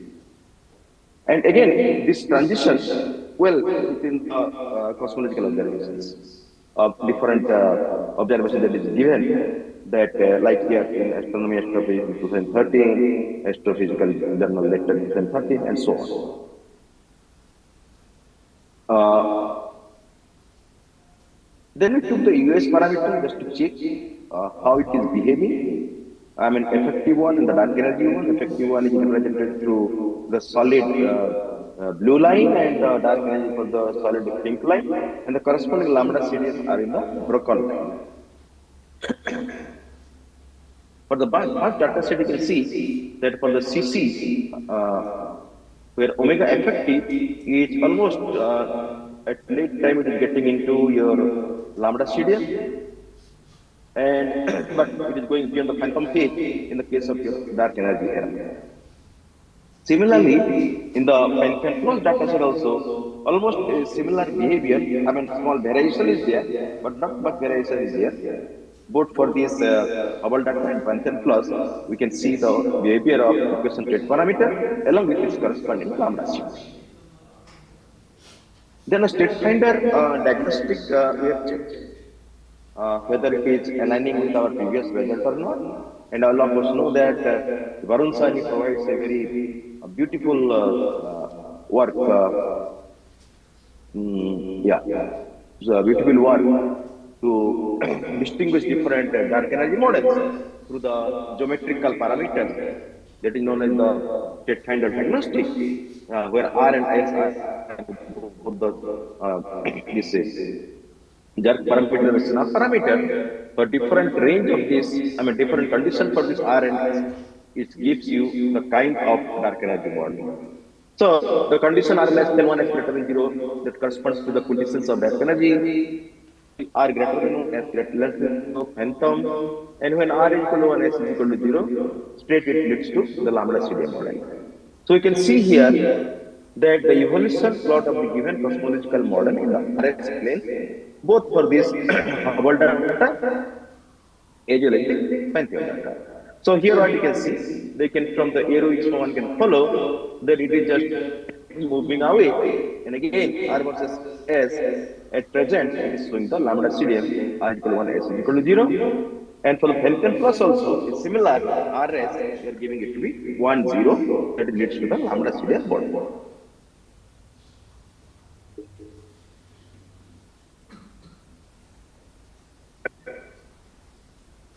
The next parameter we have checked is the Omjet diagnostic.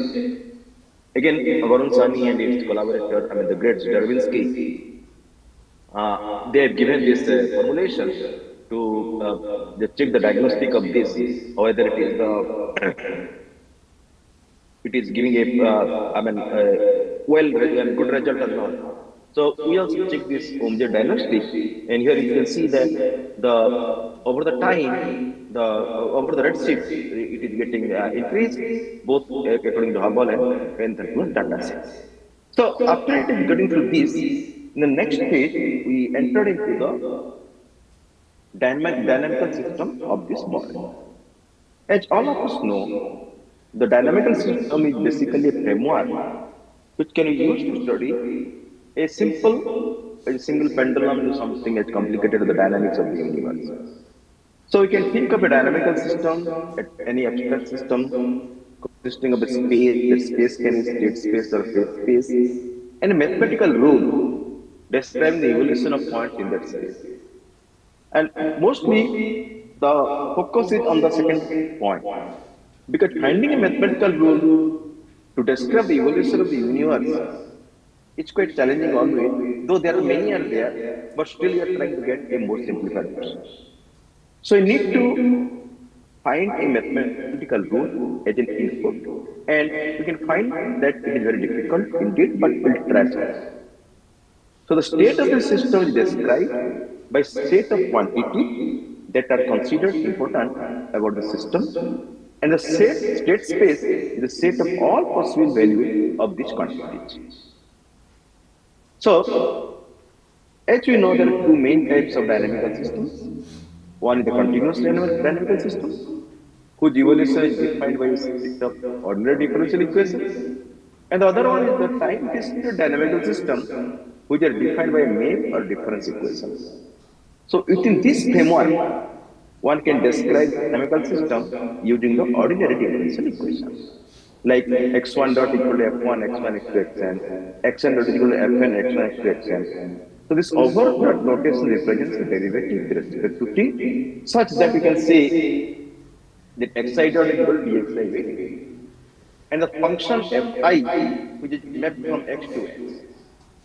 The system is described to be autonomous if it does not explicitly depend on the independent variable t. So, to express this equation 17 in more concisely but equivalently, we can rewrite this as x dot is equal to fx, meaning a more generic way. This represents a system of differential equations where each x dot, the derivative of x with respect to time, is a function of all the variables x1 to xn. And the function fx is equal to f1x, f2x, fnx can be interpreted as a vector field on Rn. And to be very specific, the dynamical system in cosmology, it is a very effective tool to examine the entire asymptotic behavior of the cosmological model. It also allows us to avoid the challenges to solve the highly nonlinear cosmological equation. And if we will carefully choose the dynamical variables, the cosmological model can be entirely retained in an autonomous system of differential equations. This particular technique describes the overall dynamics of the universe by analyzing the local asymptotic behavior of the critical points, and it connects them to major cosmological epochs of the universe. For example, the radiation dominated, the matter dominated, that correlate to stable points or late time that is coming to the stable point, and so on.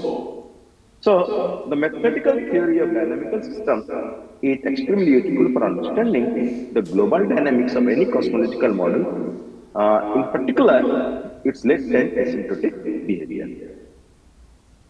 So, taking this as background, we now we also now try to get the dynamical system analysis of the model, and again we use the equation 8a, the most complicated form, and describe some variables x, y, z, w, and v for a very general FG model. Along with its corresponding density parameter, omega n, this is the standard formula, omega r and omega d, such that omega m plus omega r plus omega d should equal to 1.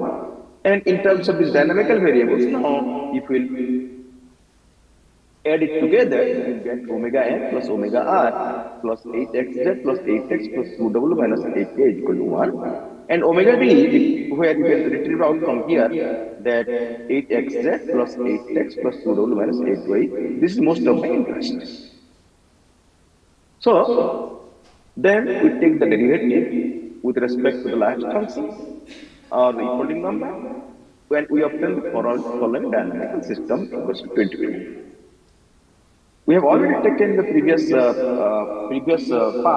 the particular form of Fg. The same thing, by taking this Fg into this account, we can get W is equal to now 2x into 1 plus z by minus of n. And to obtain the expression for lambda is equal to h double dot by h cube, we can use this equation to get what is this lambda. Okay? So, after this formulation, we now come into the critical points. So after equating it to 0, all these equations, we can obtain the critical point, and we study its existence condition and the cosmological parameter. Here you can see there are 4 critical points obtained, namely P1, P2, P3, P4, where the corresponding coordinate or value of these dynamical variables are here. X for x1, y for y it is 4x1, z minus 2, v 1 plus 2 to 4x1. Its existence condition, x1 is not equal to 0, m is equal to 1 by 4. And in this situation, we are getting omega is equal to 1 by 3 and q is equal to 1. So q is equal to 1, as you can say, it is the decelerating phase of the universe. Similarly for P2, this is the point. Along with this point, we again got the existence condition with omega effective and Q. So likewise, for all 4 points, we have described or we obtained from the existence condition and then the corresponding omega effective and the dispersion parameter.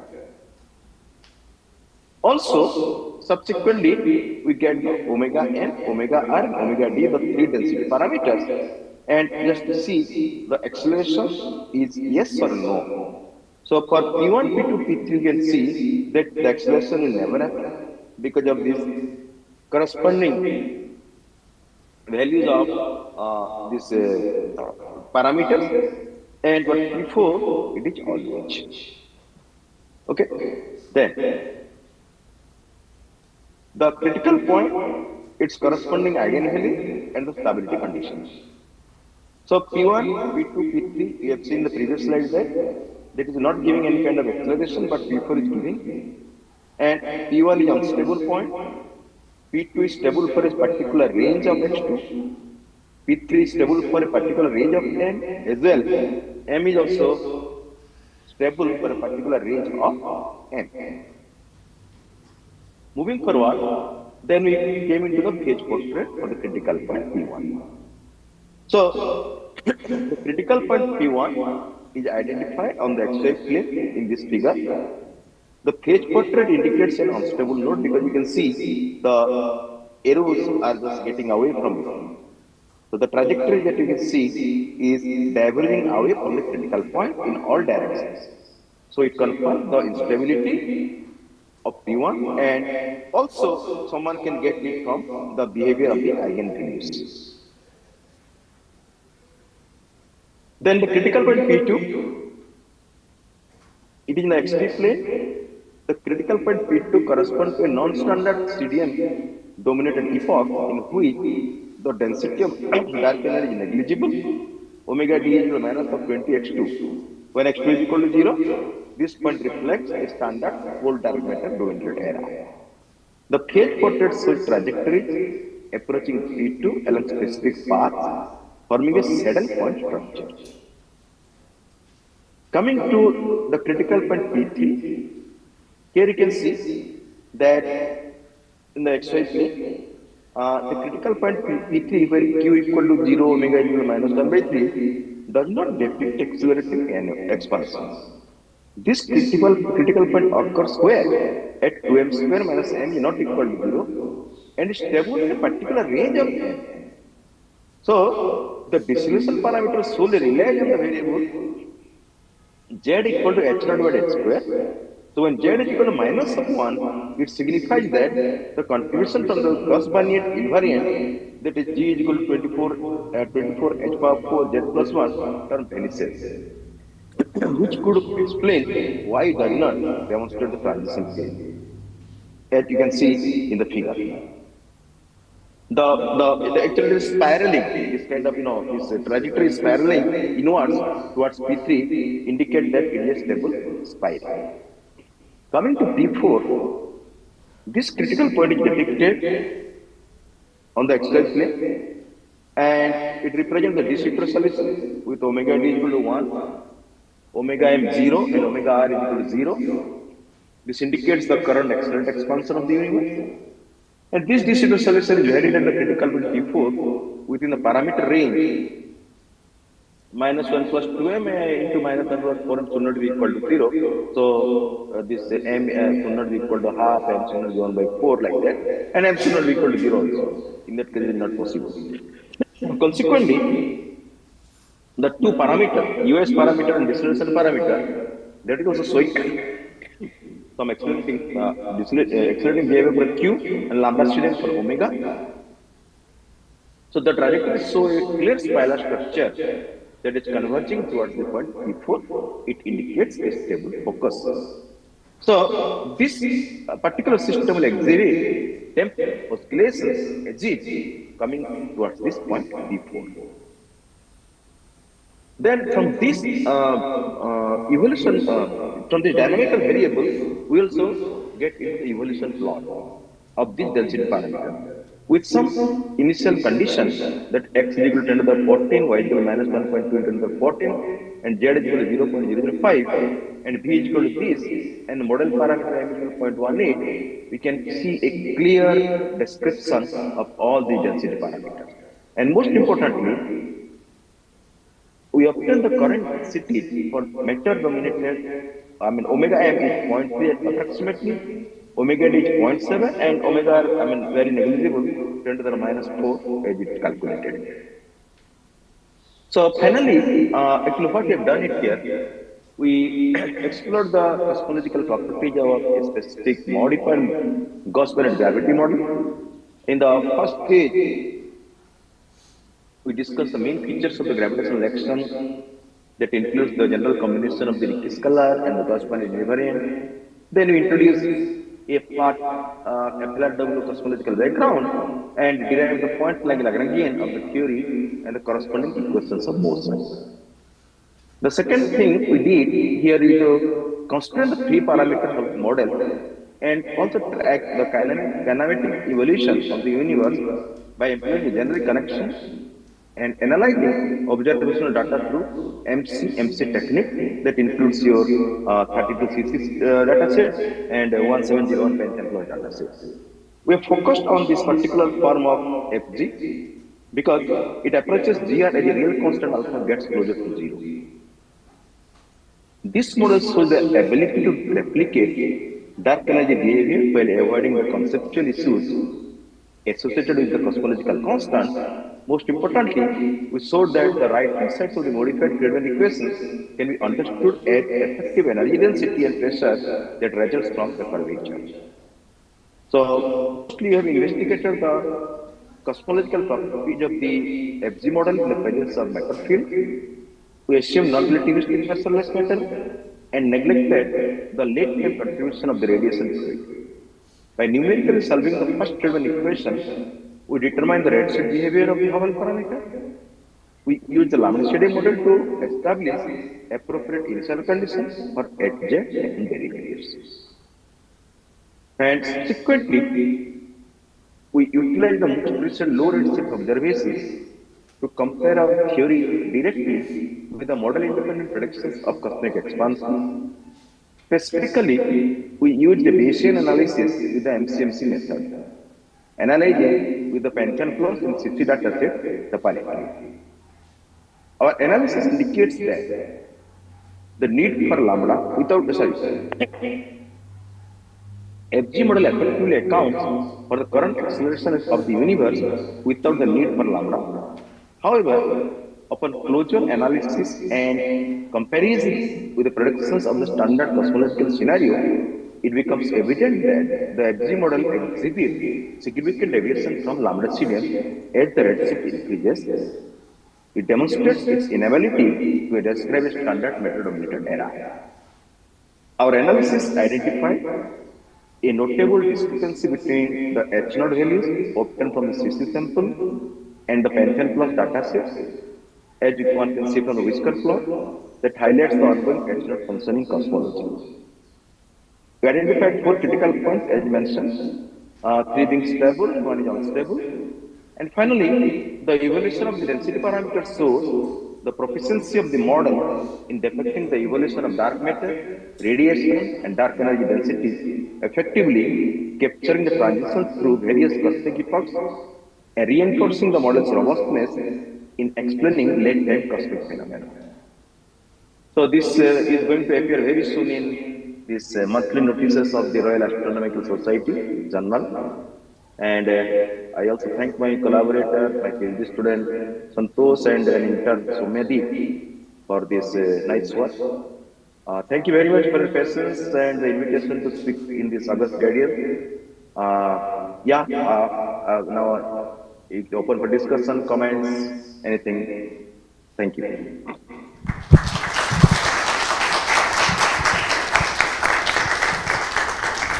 Questions? Hello, can you hear me? Yeah. Thank you for your talk. I wanted to ask you about this f of g gravity. How many propagating degrees of freedom the theory has compared to general relativity and f of r, and how these degrees of freedom show at the cosmological evolution?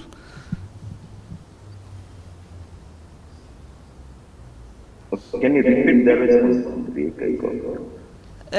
The question was about the degrees of freedom of f of g theory. How do they compare to f of r and general relativity?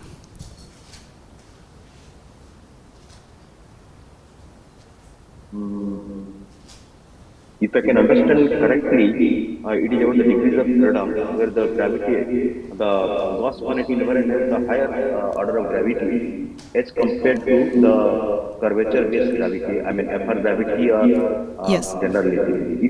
If you can understand correctly. Yes, that's the question. Yeah. So the higher order, then what is the question actually?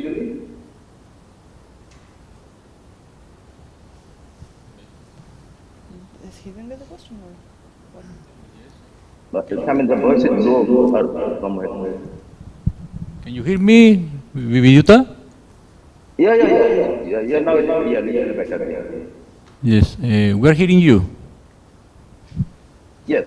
So the thing is that since it is a higher order, okay. So as compared to this, and with a very specific consideration, it can reduce to ZR. So relating this gravitational wave propagating, I cannot say much about that. But yes, when you get into the late-time acceleration, it is showing, I mean, appropriate rate. That's all. Because, for instance, if you have a nonlinear function of the Ricci or the Riemann, you will get probably third or fourth order equations of motion, and probably these degrees of freedom, extra degrees of freedom, will propagate some ghost. So I guess, so that's why I was asking, because probably these things will also show up in cosmology. So the second question was, if you saw something there in cosmology that was different from f of r and was probably problematic. No, it's not different. See, you have to put some, like something ghost will come, some extra condition need to incorporate it there. So one is one way you can see the model parameters that you are getting here constantly in the model parameter by taking the cosmological observations. And second, in the dynamical system approach, you are looking at the variables. How effectively you are choosing the variables to make this autonomous system. So yes, there may be issues, but in this particular problem, we didn't encounter any such problems. Yeah. Okay. More questions? So? Online where? A question?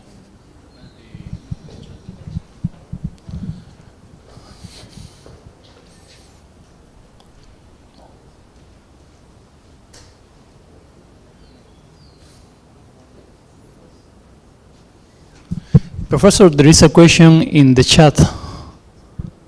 Yeah, I'll check it. Do you saw the question? Do you see the question? Yeah.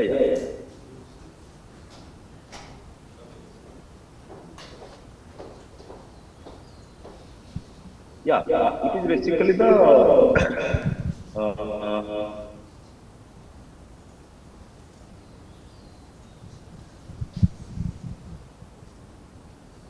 it is pressureless method. So when you take in the initial stage, when you do the Friedman equations, in the Friedman equation, this PM, P-rho, PR and PD, in that case this PM is taken to be 0. So that is why you are taking the pressureless method at that time. Then we are asking then making the interaction between the null. No, in the next experiment, that when we take this dynamical system approach, in that scenario, you can see that all these methods, density methods, are equal to 1. From that condition, we have connected it to the variable. That's why it is mentioned like that. And second thing is that correlated cosmological gravity employ uncorrelated statistical analysis. It depends what kind of statistical analysis you want to use there and what will be the result. But ultimately, it should satisfy the behavior of the geometrical parameters. Then only you can comment on that. Could you elaborate on the theoretical advantage of using the power model? What will expose to the other potential models? You can use any of the models, but this power model and the exponential model are the most favorite model for everyone to use the dynamical system. If you get to use a different FG model, but from the same dynamical, no, you can, if you are going to a different FG model, then you have to see that how effectively you are finding the dynamical variables. Then you can get the result. You cannot give a guarantee that for a different FG, you can get exactly the same result. There might be some variations, but again, what kind of dynamical variable you are choosing with whatever the rules they are laid down to choose the dynamical variables. I hope I covered all the questions that chat box. Okay, more questions? Well, if not, let's thank again to the speaker. Thank you very much for this nice opportunity.